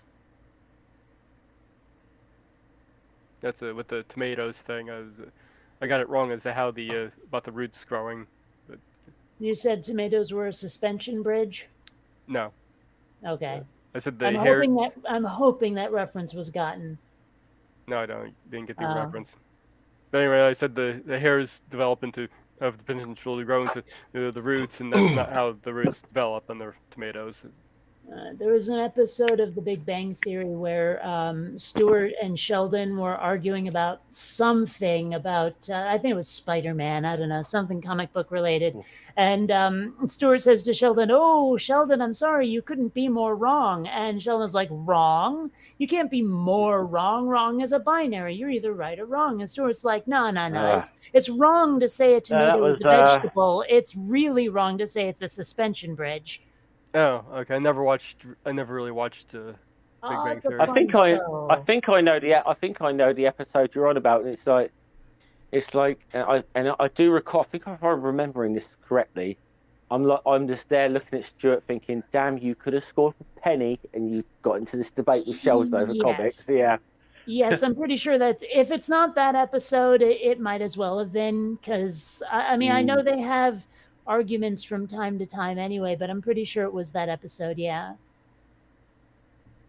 I still think it's weird that Penny was attracted to Stuart, but whatever. Well, yeah, but they sort of changed Stuart a little bit. That he was, though he was a bit of a nerd, he had a little bit of a little cool edge to him to begin with, I think, which is what they could do that thing with Penny. But as I think the whole series went on, Stuart became kind of like the ultimate loser. The way they wrote the character, it was. But I mean, by the end of it, he had a girlfriend and a very successful comic book store. Yeah. Although the comic book store being was successful was thanks to Neil Gaiman, of course. Yeah, of course, but that was kind of like the way they started writing Stuart as it went on, as being this, the utter loser and socially inept. Where I still remember him running after that he party wasn't bus they had, yeah. shouting, "I'm a pain in the ass too!" Yeah, but I think initially when he was introduced, he wasn't written that way, and it was just the way they evolved. Decided. But still, he's very off type for Penny, though. You have to admit. Oh, absolutely, yeah. Oh well. And then that was one of the whole sort of gags of the show, that like him, that Penny and Leonard were very off type for one another, but yeah. And it's like, when like Penny broke up with him for a while, and then like sort of started dating the guys that she normally dates, and then realizing how fucking dumb they are. It's just like, we're like, what the fuck have you done to me, Leonard? Anyway, I think I am gonna go. I've been sitting for too damn long, and I'm getting restless. Okay. Yeah, no worries. Well, does anybody have any last words? Safe. Yeah. Oh my word. Okay. So I guess I'd like to thank everybody who's here and everybody who's not here. You guys keep me going, and I hate you for it. Yeah, absolutely. Gee, Diana, I don't need that reason to hate all of you. Diana, I'm always happy to contribute to your misery, Tayo korostu. Yay! All right. Well, may the force be with you. Have fun. Take care, honey. And I'll tell you what, as long as you guys keep liking this stuff and keep coming here to see it, and I'm still around to do it, I'll do it. I'll be very happy to do it. How's that sound?